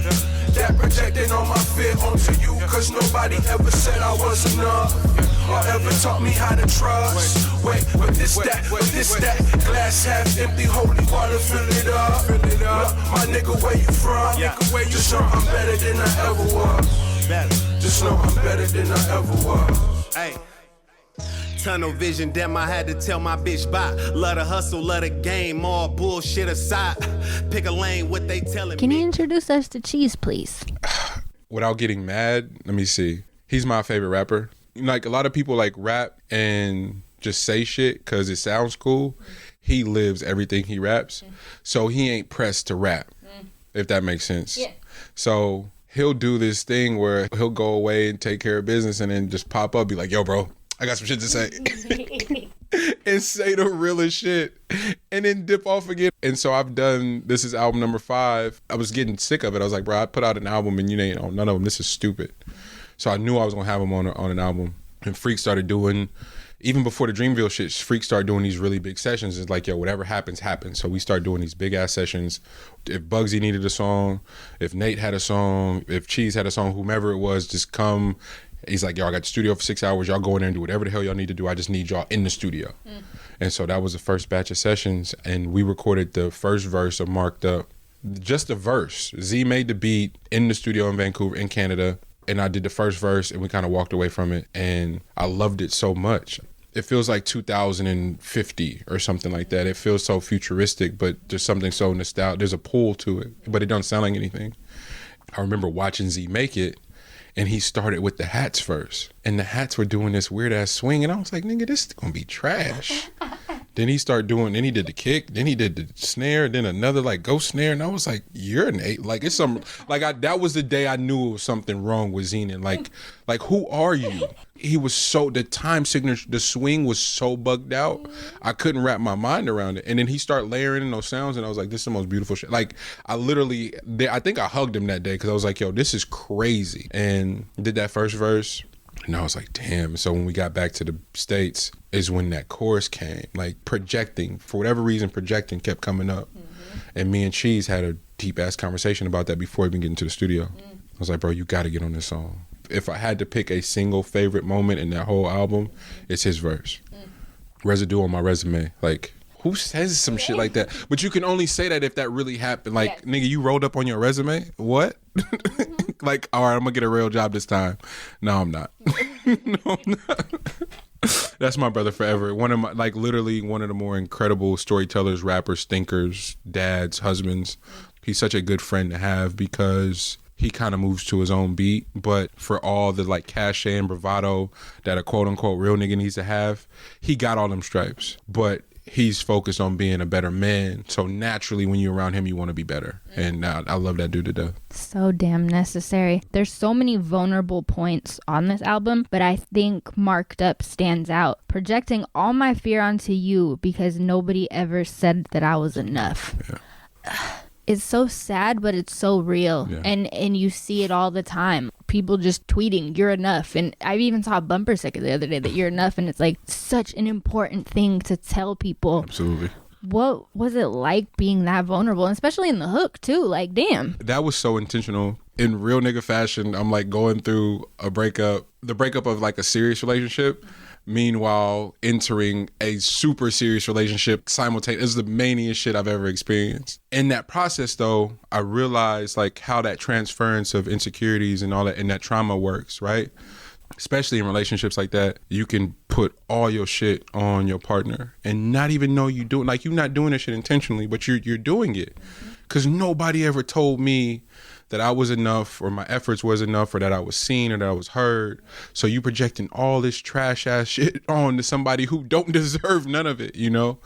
And what happened, at least, I don't know if everybody does this, but in breakups, for me at least, I can get into the victim role for like a blink and then immediately go to like, well, what did I do? What did I do? What did I do? What did I do? Sometimes it don't even be that, but let's say for the sake of this that it is, right? Do you really want to know what you did? You really want to know the role you played in this? Like, start asking yourself some real ass questions, right?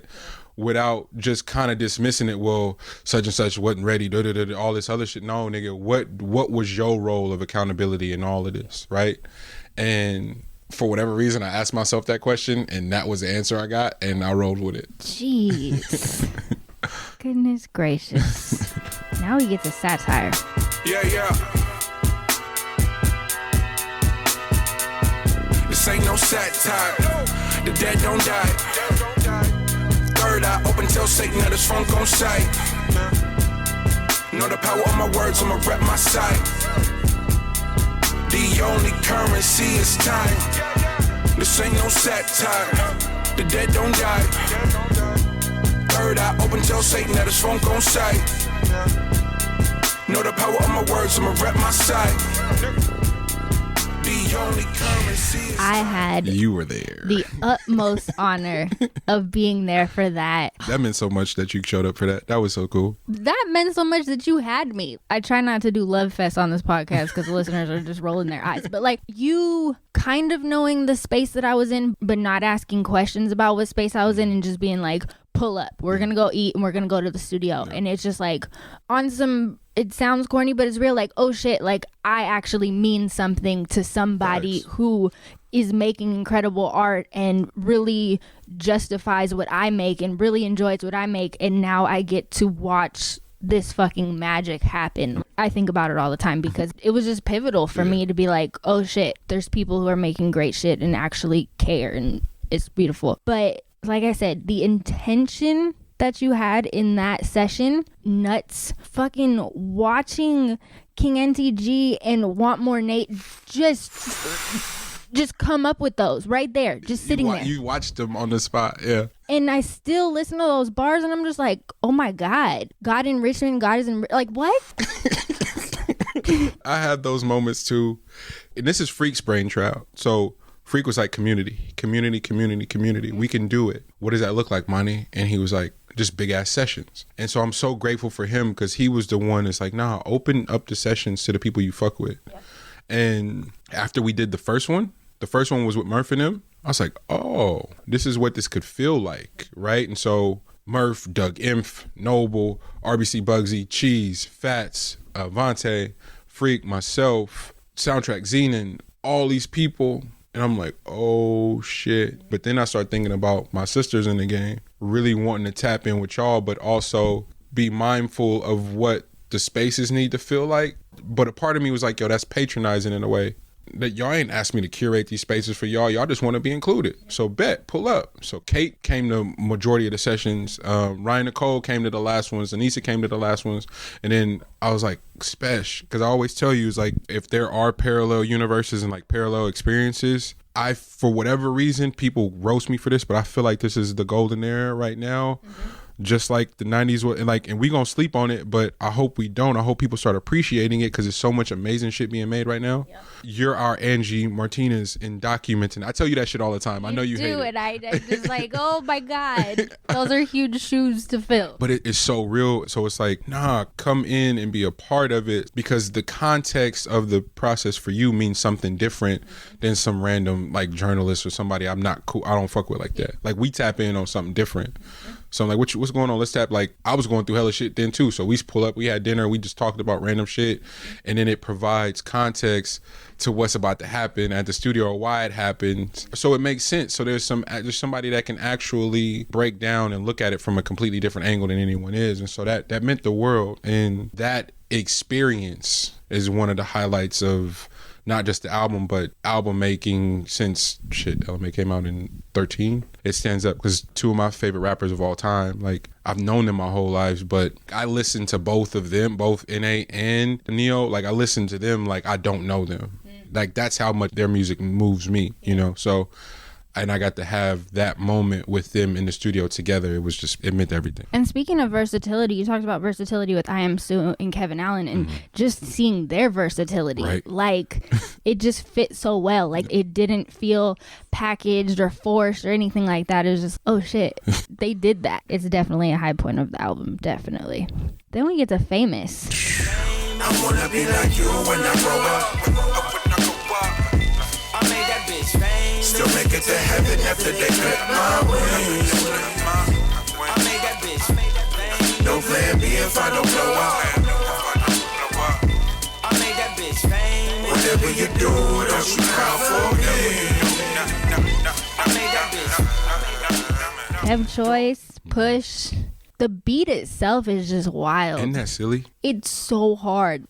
Who chose that sample? I Had a Dream. It's stupid. Like it's not stupid. No, because it is because when you have access to Soundtrack Zenon, Flow, Basta, Noble, you feel like you're cheating. Yeah. So I would wake up out the middle of my sleep and voice memo Soundtrack like, hey, I had a dream about this Kanye sample. Can you flip it for me? And he'd send it back. So it'd be like 4 a.m., 10 a.m., I'd have a beat in my email or my text thread. And I'm like, yo, this don't feel fair. It's not. You know, and so conceptually, because, and again, the role that song plays in the album, we're at the end, but I need to explore how silly misogyny could look in 2019 versus what it may have looked like in 91, 92, 93. That sort of, you know, where they pull up the tweets and go back 10 years later and cancel somebody for that. No. It's 2019. Let's have a conversation about it now. So, and I explained Kev the concept, and Kev was kind of looking at me like, what's wrong with you? You know, but it was such a real moment. I wanted to have it and talk about it. It's just silly ass bravado. That whole song is just silly ass bravado and taking credit for something that ain't, like, you're not in control of none of that shit. Who do you think you are? I was so happy Kev didn't say no, because part of me thought he was like, I'm not getting on that song. And he murdered that shit. I want to be like you when I grow up. That song is all about taking these important social cues from people that were broken and we didn't know, It's a proud moment in terms of execution conceptually for me. Famous is just exploring idolization and especially how you said like you didn't make somebody famous. Like what? Like I get what you're saying, but goodness gracious, that's a reach, man. If You Love Me, featuring Ryan Nicole, produced by Zenon. Listen. Let me kiss your cheek, baby. Mommy gone for 2 months. I just wean you from the breast and snatch back the baby bump. Finally got me back to me. If I had sense, I'd run. But ever since that first cry, I gave birth to new wants. And I want it all.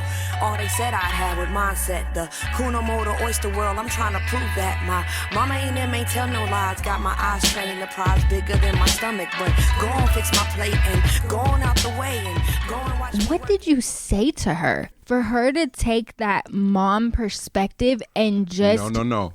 Sorry. You didn't say anything? No. Oh, my God. No. I said something, but it wasn't as focused as she made it. So I was like, yo... I still got the email. I wish I could pull it up because it was hella vague. Because I hadn't... I wanted her on the album so bad. So the whole point of coming out of Famous into If You Love Me is the point of how silly this sounds next to being raised by a single mother. Boy, you sound silly. I didn't say that to her, but that was the point. So how she approaches us, that's all her. Oh, man. That's all Ryan. I can't take credit for that at all. Jeez. She was really all in, and just the illustrations that she painted are unlike any other. Isn't that crazy? That's so bugged out. I'm a ridiculous fan of hers and wanted to work with her so bad. Had no idea it would turn out like that, though. Had no clue. So were you in the studio with her, or she just sent it back? She sent me a sketch voice memo, and I was like... but didn't want to weird her out with this long like thank you email, so I was like, yo, that was fire. Like just played it hella cool. And then when she came to the studio, just geeked out. Hopefully we can drop that video soon, because her and Anissa were in the studio the same day. That day meant so much to me, because like these are two people I really, really adore in terms of like how they think and how they execute their art. It's so out there. And the fearlessness, that's what I aspire to do, is be that fearless creatively, because they're able to create a world that don't exist. While everybody's kind of doing something sort of familiar, don't nobody sound like an Anissa Strings and nobody sounds like a Ryan Nicole, you know? And that was really why I wanted them on the record. Then we get to Grace. First time I had clean L since like 09. Once I fuel injected dealt, don't get left behind. I'm not to be trusted in this state of mind. If it ain't about money, then I don't waste my time. I knew my old host would call, so I didn't change my line. Ultra petty, first clack in my ascension, I get it, you wasn't ready. I'm so sincere, no outsmarting the belly. Shit you gotta grow into, so don't lie and tell me you felt me. No labels to shelve me, just my niggas hitting the Venmo. Sleeping in the airport, I gave Mike D my demo. Oh, mama Mona, my life, she caught me that Renault Max, the credit card for toy, and a damn thing I could give you. The Spearman brothers are back. Yep. We're so thankful. Produced by DJ Basta. Bro. There's sprinkles of dedication throughout, but I think that one is such an ode to dedication. Mm-hmm. Was that something that just kind of happened, or was that a concept that you were running with that track? That just kind of happened. I don't even want to pretend to take credit for that. That just happened. Basta and I have a ridiculous amount of songs together, doing another project, even beyond Seed and the songs that people have heard. Mm-hmm. We have a connection of some sort. I can't really explain it. He knew I needed that. Mm. He played that for me, and I was like, can I, like, he's like, yeah, it's yours. He played it in such a way where he knew I was going to want that beat. And that's when you know those moments are special, because I don't remember writing that song. Oh, like, wow. It just that just poured out. And shout out to Trevor from Airship. The day I was doing that song, the way I did the hook, because I didn't write it, I did every other bar and left spaces, and then came back in and he was like, yo, give me another take, and came back in and filled it in. He's like, yo, come out. And I came out the room, and he was like, that was the most insane shit I've ever seen. They got cameras and stuff in there. It's like, you ain't write that? I'm like, nah, that's just what it felt like. And because of that being technically the last song for the album, it's the end. It's called Grace because it's like, yo, I've watched TV all day. Come eat dinner and say grace. And that's how I wanted it to end, you know? You also said on that song that you gave Mike Dean your demo. Do you want to tell that story, or do you want to leave it at that? No, I can tell that story. Because you knew once you said it, people are going to be like, wait, what? And want to hear that story. very important. Yeah, I go to Portland all the time. Portland's like a home away from home. And I just so happened to be flying in the day of, it was Drake's tour, but Drake was bringing out Travis. And Travis had to have Mike Dean there because that's who does the Travis tours is Mike Dean. Same way for Ye, or at least once upon a time for Ye was all Mike Dean. And so I'm waiting for my Uber, and who's in line waiting for their Uber is fucking Mike Dean and his partner. And he's smoking a pen. He's like, yeah. And I'm like, thanks. What? I hit the pen, and then I'm like, yo. And we just had mad regular. Like, yeah, Travis is in town tonight. I had to come out last minute. Like, gonna be dope. You should come out. Like, come kick it.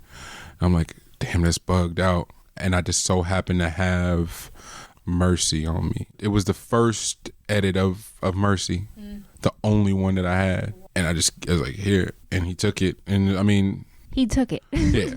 But it was just a bugged out experience because he was kind of tripping that I knew who he was. But it's like, of course I would know who you were. I'm a Rap-A-Lot baby. I would definitely know who Mike Dean is. But it was just a bugged out experience. Like, to be so influenced by someone that specific and to see them is, I had the same experience with Dallas Austin and A3C just recently.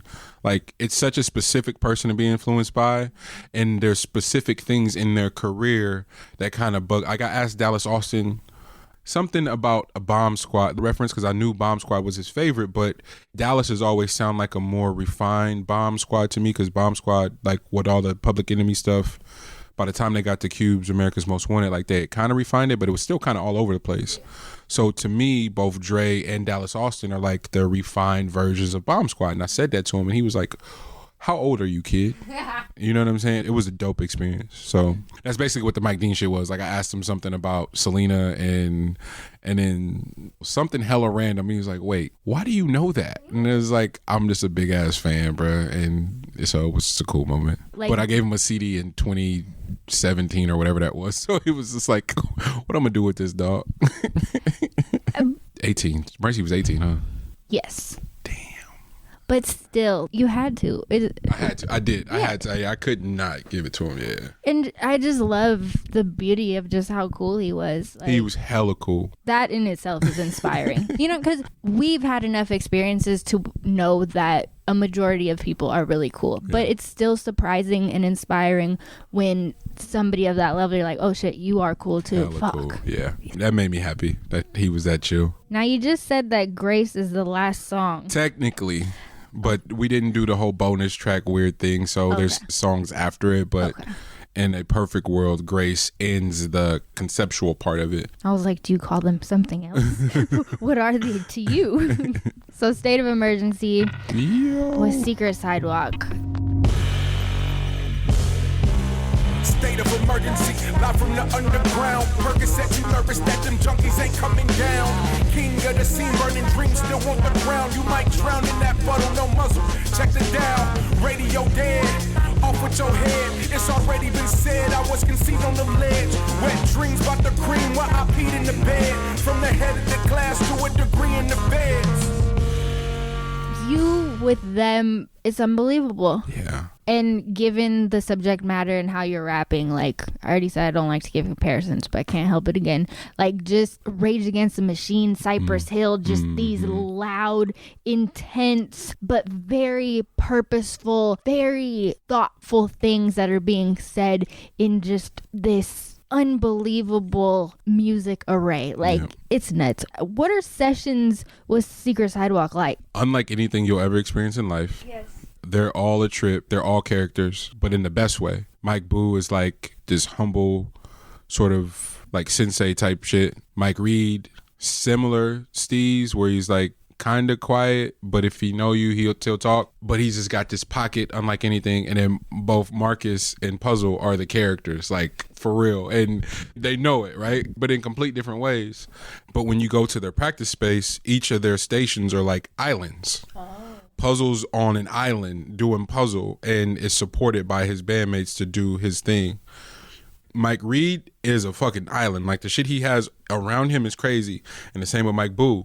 Marcus is probably the most straightforward in terms of what is on his island, but they're all on their own island. And so it's hella welcoming And then you just sitting there and they work through these ideas and like they write on the spot. And it's like, yo, how you feeling? So what are some of your inspirations? And I gave them like 4 songs and they listened to them. And they sent me back this rehearsal tape of like them jamming. And it was like, yo, these are the 4 ideas we got. And they sent me 4. And I was like, well, can we take timestamp 107 from this one? And in the first half of this one, the last half of that one, and in the middle of this one, and put them together. And they said, fuck yeah. And I was like, whoa, wait, what? Again, it's learning to communicate and be specific about what you want. And then the version that you hear of State of Emergency is literally all 4 of those demos jammed together. And to me, it's one of the most beautiful experiences. I was real specific about what I wanted, and that's what they came back with. It's so powerful. Yeah. Do you remember what 4 songs? Were they your songs? Or No, I gave them references. I gave them Bombs Over Baghdad, a Grizzly Bear song, but like a specific part of a Grizzly Bear song, and then maybe one other song. Mm-hmm. But then from those references, they sent me 4 songs that they wrote, 4 demos that they were working on. And I was like, well, I need all that. I was like, put these together this way, and then they put them together, and then you get State of Emergency. Man. And you say on that record, even heaven got gentrified. Yeah. What does that mean to you? Everything's for sale. And the level of capitalism we're up against, we don't stand a chance without the proper resources. So even heaven got gentrified. My nigga quoted, the devil want atonement. Don't talk to me about focus. It's literally that push and pull. Like, I know we won't change, and the fight against evil ain't for everybody. Bet I got y'all. Y'all chill over here, because it's going to be some shit over here that everybody can't stomach. So bet I got it. So it's like, I'm done praying. I'm done marching for peace. I'm done with all that shit. Like, I'm ready for this war in a completely different way that's going to make you question some of my morals and shit, but I'm ready for this fight in a different way. I understand if you're not, but let me do me, and I promise I'll be back. And that's what State of Emergency is to me. The guys may have a different perspective of it, but that's what I was attempting to convey, the push and the pull, that fine line between good and evil. Like, it's so thin to me, you know. And just the action involved. Like, no, the words, the marches, great. Now it's time for action. Exactly. So I'm going to take action. So, and the very last one so far. Stephen King. Look like I GPS to freedom. Love how niggas switch their cadence when they realize you don't need them. Keep my line manicured while I shadow box my demons. The hate you didn't settle. Satan never need a reason, but we say bless the fiends in the Baba's middle finger to the coppers. My nigga held a chopper before he got to hug his father. Real killers in the dope boys. If you looking for a sponsor, talk that righteous shit. But mine, that's the remix though. Wait. Okay. It sounded so familiar. So that's from the Rex. Yeah, so that's so far we put out as a Lucy, but it technically is a part of Rock. Mm-hmm. We put out like just missed the cut of Rock, but we still put it out. And so we kind of group it as Rock, the original version. We sent the stems from Rock to all our producer homies. So that's how Noble did the remix album of Rock. Soundtrack has some remixes. There's a few people that have made remixes from Rock. Mm-hmm. Steven Anderson did the cover art and then proceeded to give me like the rundown on his music history. I was like, wait, so you a legend for real? Yes. He's like, yeah. He was Studio Tone's like right hand man. And I'm like, get the fuck out of here. Send him the instrumentals, because he sent me back maybe a week after Nip died. He sent me a Nip remix that I played to this day, every day. And I sent him the drive link of all the acapellas from Rock. Yeah. He flipped that and made it sound like a movie. I hit Flo, I was like, yo, I got to put this on the album. He's like, go for it. And so that's why those last 2 songs sit like that, because they're collaborations in that way with Secret Sidewalk. And then the remix is So Far at the end that I just couldn't leave off, because I love So Far, the original version. Sunset Roller Coaster, band from, where are they from? Taiwan, I think. Yeah, they're from like Taiwan or something like that. One of my favorite bands. We sampled them, and Flo flipped the shit out of that beat. Like, nothing sounds like the original So Far. Yeah. So when Steven took that and made it sound like that, I was like, yo, this is bugged out. Begged both of them to put it on the record, and they were both with it. Because he killed it in a way that it's almost unrecognizable. Like, the only thing I recognize is when you do the more flavor for your ear hole. And I'm like, oh yeah, I have heard that before. And I'm like, oh wait, huh? So, okay, that's now it's come full circle. Yeah, that's why we did it, because it does sound like a completely different, like nothing. And he took Rod's vocals off it, so it's just one long ass rap. But I think the best part, and I don't know if you did this on purpose, but if you didn't, I'm gonna give you credit for it. Just the ending line, I'm gonna give the edited version. Just getting started, that's my word to you. And it's such an important place to end. Yeah. But it's also just completely set you on fire in the best way possible, because you and I have conversations and there's so much shit in the vault right now that it blows my mind. Yeah. So you were legit just getting started. But now to know that that's a remix, was it intentional to make that the very last line of the album? Well, the way he sequenced it, because remember the original version, Raj comes back. Oh yeah. So Steven, he sequenced it that way and then had the nerve to drop the beat at the end. So I'm like, oh, this has got it, because initially it was inverted. So Far was before State of Emergency, and I flipped it. Because of that reasoning, though, I kept hearing like Hove and all these different people talk about prophecy, because they kept calling stuff braggadocious, it's too much bravado and rap, you too stunt, bling bling.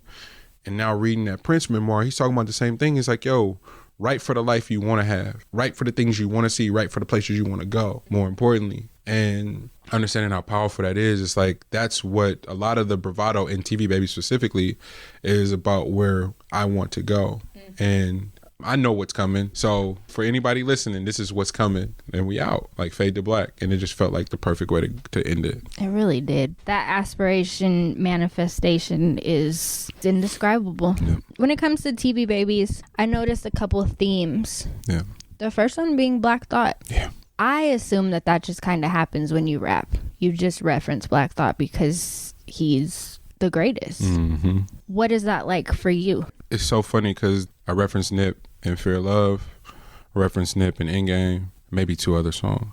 And this is all pre his death. Like the whole album was done before he died. But since Bullets Ain't Got No Name Volume 1, he's had the biggest impact on me creatively and as a man, to be honest. Mm-hmm. Same with Black Thought. And so instead of giving these posthumous sort of like, I'll give you flowers, these men who aren't your Jays of the world, who aren't your Kanyes, but are just as impactful, I really wanted to like, hey, you molded me as an MC and made me want to be better, and have from the beginning, especially Black Thought. So for me, and because there's this whole thing attached to like, and I don't even think it's just a male thing no more. I think it's a people thing where we can't really show love or appreciation without being weirded out by it. I didn't want to be that. I didn't want to do that. Like, so, you know, hey man, I'm here because of you. And I'm not, make no mistakes about it. So a lot of those references are just me just really wanting to show love and not wait till my man ain't here no more or till I meet him one day. Nah, imitation is the first step of being a creative. And I literally spent the first 20 years of being an MC trying to imitate Black Thought, trying to imitate Hove, you know, trying to imitate Nas, like all the people I think are the greats. And people make the comparison all the time, like whether it be because of the band situation or whatever. Like, yeah, that's exactly who I'm not ashamed of that at all. I'm not running from it. So yeah, this is me stepping into the truth. And then TV Babies isn't just an ode to gangster rap either. It's an ode to rap. So there's the gangster rap, and there's this space that the Roots occupy where it's this gangster nigga, like, don't ever get it fucked up just because he got a band behind him. Like, Black Thought was with the shit. And so it's like a lot of that is for that imagery alone. You know, it's like, nah, y'all, it's funny what our ears do, because it's James Poyser or whomever playing these beautiful ass chords. Do you hear what he's saying? You know what I'm saying? So the things that he's able to say and the bars that he's able to create, my goodness. To me, the Black Thought and Roots bars were natural. Mm-hmm. And I think that shows that Black Thought and the Roots are just a natural part of your life. Exactly. Like, it wasn't this crazy reach or anything. Yeah, it wasn't this wild ode that was so carved out. It was like, nope, this is a regular part of my bars, just like the Roots are a regular part of my day. So I think that flowed super well. The other theme that I noticed was sacrifice. You mentioned your mom maxing out her credit card for the rental, you overdrafting for the plane ticket. Just being honest about those sacrifices. What was it like incorporating that into the music? Rock and Mercy really set the tone for this, because I would still edit certain stuff, whether it be to spare somebody else's feelings or even my own. I'm not having to own up to certain shit or have hard discussions about certain things. And this was the first time where if it came out, words wise, right? So the maxing out the credit card, that line is even more sort of vulnerable because it's my ex's mom at that.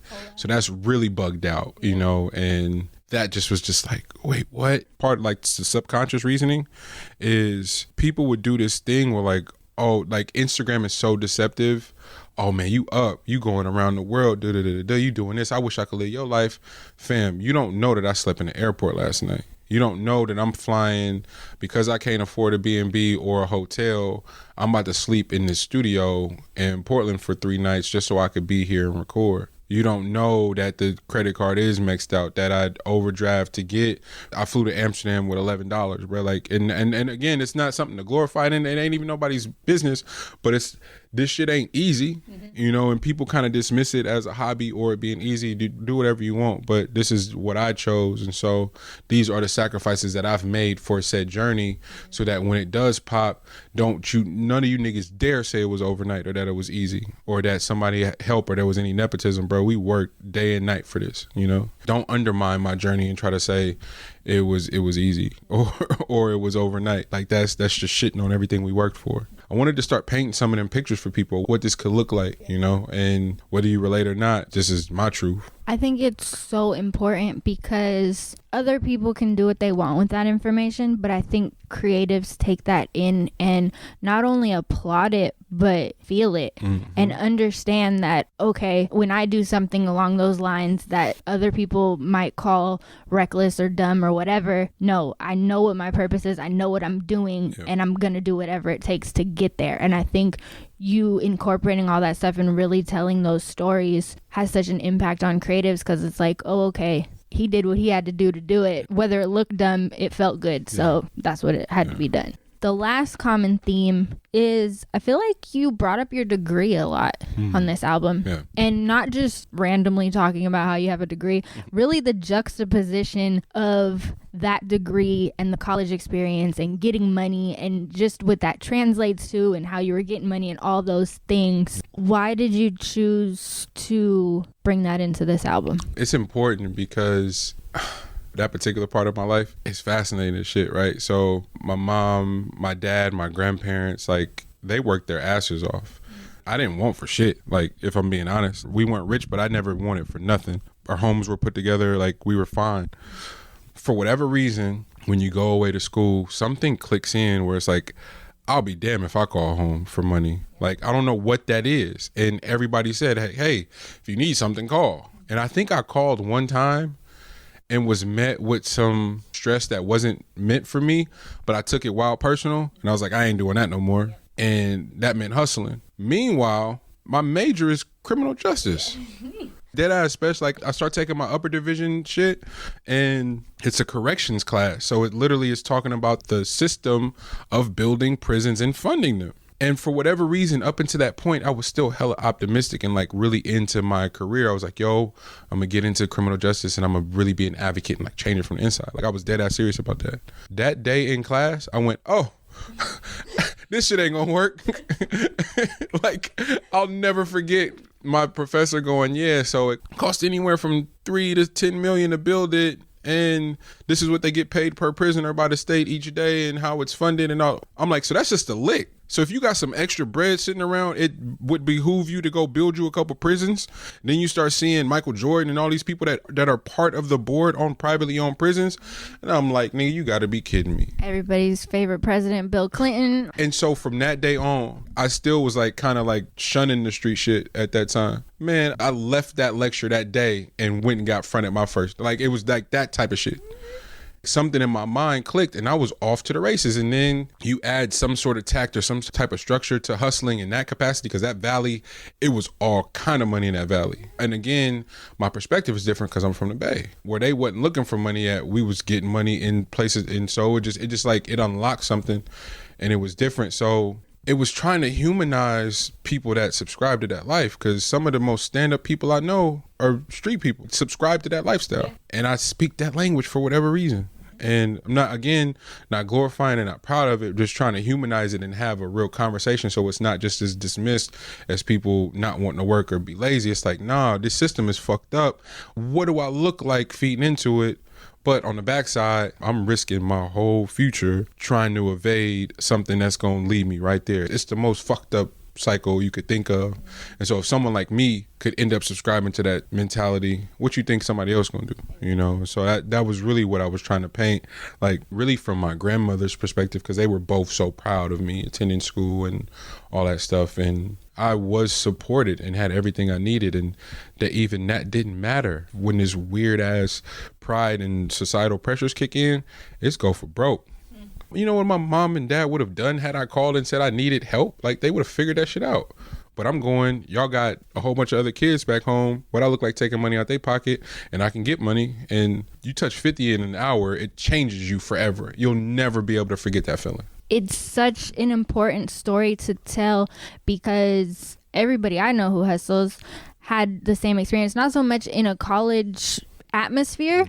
If you get the opportunity to really have a real conversation with somebody who hustles, it's not this lazy thing, and it's not this fucking, oh, I don't know how to do anything else thing. It's, I realize what the world around me looks like, and I'm gonna do what I have to do, because the odds are set up against you. And it's like, okay, what can I do to make sure I'm good? Yeah.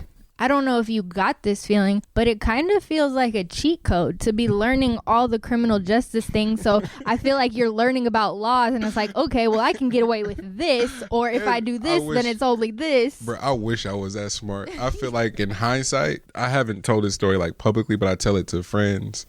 I wasn't home very long, but we were still getting money like in a crazy way. So it was like 20 people went out to eat. And it's a few rappers at the table, and I think even a professional athlete or two. And the bill came, and I just took care, but paid cash. And my sister's sitting next to me, and like without breaking her conversation, she did that mom shit where she like, whatever you doing, stop it. Yes. My sister's younger than me, but both of them act like my mom. But in particular, Ariana, her instincts are just so good. I've always really deferred to her. And for whatever reason, I listen. Cold turkey just stopped, and one of the homes up there got hit like a couple weeks after that, like some crazy shit. And I never even told her that, but it's like she saved my life, because that shit was so stupid. It was so stupid. But again, that's another part of my life I wouldn't change, because I learned so much and really learned what surrender meant. But I'd like to advocate and paint that picture, because like from the college athlete standpoint, the student athlete standpoint, and then from a particular experience in America, like we just kind of do away with people. We were talking about this the other day. It's like Asian Americans, Indian Americans, like they don't kick their kids out of 18. There's this community thing. They keep your credit intact, keep all this shit intact until you can actually afford to go out on your own. That might mean when you're 30. Yeah. But just out at 18 guarantees your ass is going to accumulate some strange amount of debt and be upside down your whole life. And it's like, yo, how do we start changing that?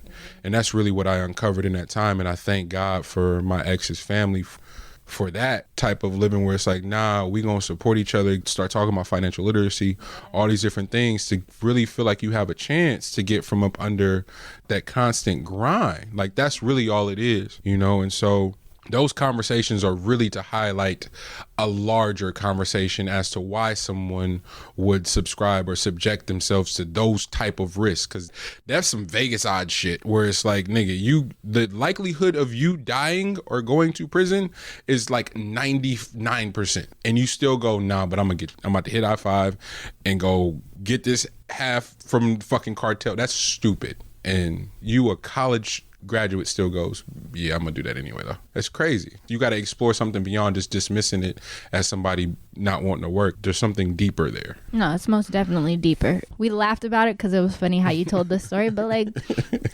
it's not funny. Like the fact that these private prisons exist and so many odds are stacked against people for just strange reasons, like we could go on for days. Like yeah. It's disgusting and it's disturbing, but the main part is just recognizing that people aren't doing it because it's fun or it's cool or it's lazy. Or no, they recognize the bigger picture, the risk. Yeah, exactly. Anything else you want to say about TV babies? I don't know, man. I didn't expect to say all that. Like, that's crazy that I got to talk about it in that much depth. And not about TV babies, but you hosted the listening party that was on my 30th. Yes. That's one of the best days of my life. Working that hard on an album, sharing it with people like that in that space, and then having people react like that to it was crazy. Like for a minute, it was all a blur, and then Basta came, or because I wasn't looking behind me, I was looking either at the screen or I was looking down, like listening. Like I found the Trinity in between the speakers and wouldn't move. Basta comes up and he's like, "Hey, turn around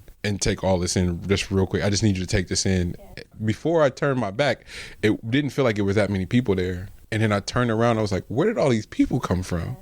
And so I thank you for being there, for the cake and just making that day. That was really one of the best days of my life, and it'll be tethered to my 30th, the release of this album, and just what staying committed to a vision could look like. I aspire to do a lot in life, but the ability to have a vision and to stay that dedicated is probably one of the greater gifts I've ever been given, and to have it executed as such, so too. That album release party was such a moment because I personally am not a fan of listening parties because I don't feel like they're often executed properly. Mm-hmm. But that was such a different experience. It was so quiet in that room. You go to other listening parties and people are talking the whole time and just going inside, outside, and all over the place. Everybody was so attentive to what they were hearing. Absolutely gorgeous. That's crazy. And not to mention too, I don't know if I've ever even had this conversation with you, but I have it with Jeremy all the time. The community that you've built around yourself and the quality of people, absolutely top notch. Like I run into, JoJo when we're at the Big Crit show, or I go to your shows and I see them and it's just incredible people. Yeah. I can't even ask like how do you do it, but I just want you to know that I'm so appreciative and just in awe of that community that you've created, because they're incredible people. That's the greatest compliment. You are who you surround yourself by, and the fact that relationships are built outside of me being around, I've seen it. I've literally watched what the power of community could do for the Soulquarians, for example, for Dungeon Family and Organized Noise and all them, for example, like the TDE and all. Like the more you it is, the better odds y'all gotta just like when somebody bum rush the door, we can bum rush the door, and that's all. I'm like, dang, I'm really into stories. So if I bump into you, you tell me your story. If I met Soundtrack, he's telling me his story. Like, whoa, it's more of you? And then I keep meeting all these great ass people. Yo, let's click up and put this together and make it something that we can honestly say we shook up Bay Area culture forever. And then that reaches the world too. So that's all it is being a reflection of the people you fuck with, and I fuck with y'all. So I'm good. Then you can answer this however you want. What's next for you? Building and being intentional about the community, right? So you host a show, right? But you also produce a show. You also edit a show. You do the artwork for the show. You do 15 jobs for one of the things you produce. Yeah. Somehow, some way, in the process of doing all that, the value of your efforts gets diminished because it's just easy to you. And you're like, it ain't that big a deal. Fam, it's somebody getting paid 6 figures, sometimes 7, for one of the things you're doing out of the 15 for your show. No one's educating us on that, and no one's building an entity in a world in which we can monetize such efforts. These kids are coming up and they're editing on TikTok and all this stuff, and because it's so easy, they kind of just like, Meanwhile, some kid of different access and different privilege is walking out of college without debt and making 6 or 7 figures on the same shit. So Brave Area is moving into a space beyond just music. It's an education house, and for marketing, for publishing, for production, for administrative stuff. Like, if you're not talented enough to be a fucking rapper, but you love rap and you love singing, you want to be a manager, you want to be a booking agent, you want to be a music supervisor, whatever, we gonna start educating on that. Because if I go to one more fucking conference and not see none of us represented in them rooms, I'm gonna scream, yo. I am. And it's too much dope shit being produced here for that not to be in place already. So that's what we've been working on. One studio is underway being built. We're working on acquiring a second one, and it won't just serve as a recording space. It'll serve as a means of education on how to protect our monetization of our efforts is what we're moving into. So that's my biggest overarching thing that I know is going to take time, growing the podcast network as a whole and becoming a network and helping other shows acquire some of the stuff we just lucked into. The music is going to be there, working really close with a couple friends on original content for shows too, which is a passion of mine as a scriptwriter. So I pitched my first TV show, it got picked up, and we'll shoot the pilot top of spring. So a lot of really cool shit that just takes time, You're throwing all this at me. I'm speechless. This is nuts. Congratulations. Thank you so much. That day was a really big day for me because one of the first things I ever wrote was a script, and developing ideas. It's once you learn how to do it, you're like, damn, this is what people are doing. And I was so nervous going to that pitch meeting. I was late to my pitch meeting. Like all these things happened and I pitched it and they loved it. And I was like, yo, this is crazy. So yes. Wow, absolutely gorgeous. I get little pieces of things that you're doing, on Instagram, or I talk to you and I hear about this and I hear about that. And it's just like everything that you're talking about creating, you have completely embodied. And I know from knowing you that you did all that yourself. You figured out exactly how to navigate this creative space to monetize it and make sure that you're okay. Yeah. And of course, for you being the person that you are, of course, that only extends out to, okay, now I learned how to do it. Now I got to teach other people how to do it. That's it. It means nothing if you couldn't put people on. You know what I'm saying? And not put people on in the sense of like they're under your thumb, but in a Rock Nation aspect where you show people how to be self-sufficient as a means to grow our own economy. Like that's going to make us go so much further. So if you got a studio, I'm not coming to get the homie hookup because they not going to give me that over there. Let me put that bread in your pocket. So AKA Frank has a studio. SK has Slapwagon. Let me go tap in with them and put that bread in their pocket so that they'll in return come spend money with me. So that dollar, we talk about the Asian dollar, the black dollar, like what the artist dollar, where is that going? You feel me? Is it going to people that really understand what this community is, or are we outsourcing everything? Nah, it's enough of us. Flow, it does marketing. Nigga, I'm not going to hire no marketing firm. My right-hand man, let me give him that money so it stays in here and he can develop my whole marketing plan for the next album. You know what I'm saying? Like that type of stuff. So it's really important. Not to mention how well he knows you. That's a whole. Then there's that. I don't have to explain myself to you. You know what this what I project want. is. Like, good. Oh man. Thank you so much. Thank you, Special. Like, I can't put into words how thankful I am for you just sharing all of this with us, from the music to the descriptions and the illustrations and the bars. I'm glad I did it. I'm glad I did it with you. Yes. You care. You knew what to ask to get shit out of me that I just normally wouldn't have talked about. I can't believe half the shit I said. I'm like, oh my God, But I'm glad because it's gonna offer the proper context to something I believe is so special, and perhaps that's the missing link to make it connect the way I wanted it to connect. You know what I'm saying? So I thank you for giving me this opportunity. No problem. It absolutely deserved it. You deserved it. And I just can't wait. Like I said, I know you got more music in the vault and we just can't wait for it. So we're just going to leave it at that. So thank you. Thank you. Yeah. And thank you so much for checking out this episode. If you enjoyed it, make sure to hit that follow or subscribe button on whatever you're listening on, and then reach out to me. Just say hi, tell me what your favorite part was, whatever you want to do. I'm on Twitter at SpecialSays, and on Instagram it's at SpecialSays as well. As you may have heard on the previous episode, the next episode will be with Murs. It's coming. I promise. You're gonna get it. Now, I always like to dedicate my episodes to Marlon, but this episode, unfortunately, we do need to dedicate to not only Marlon, but RBC Bugsy. Do what you can to stop senseless acts of gun violence.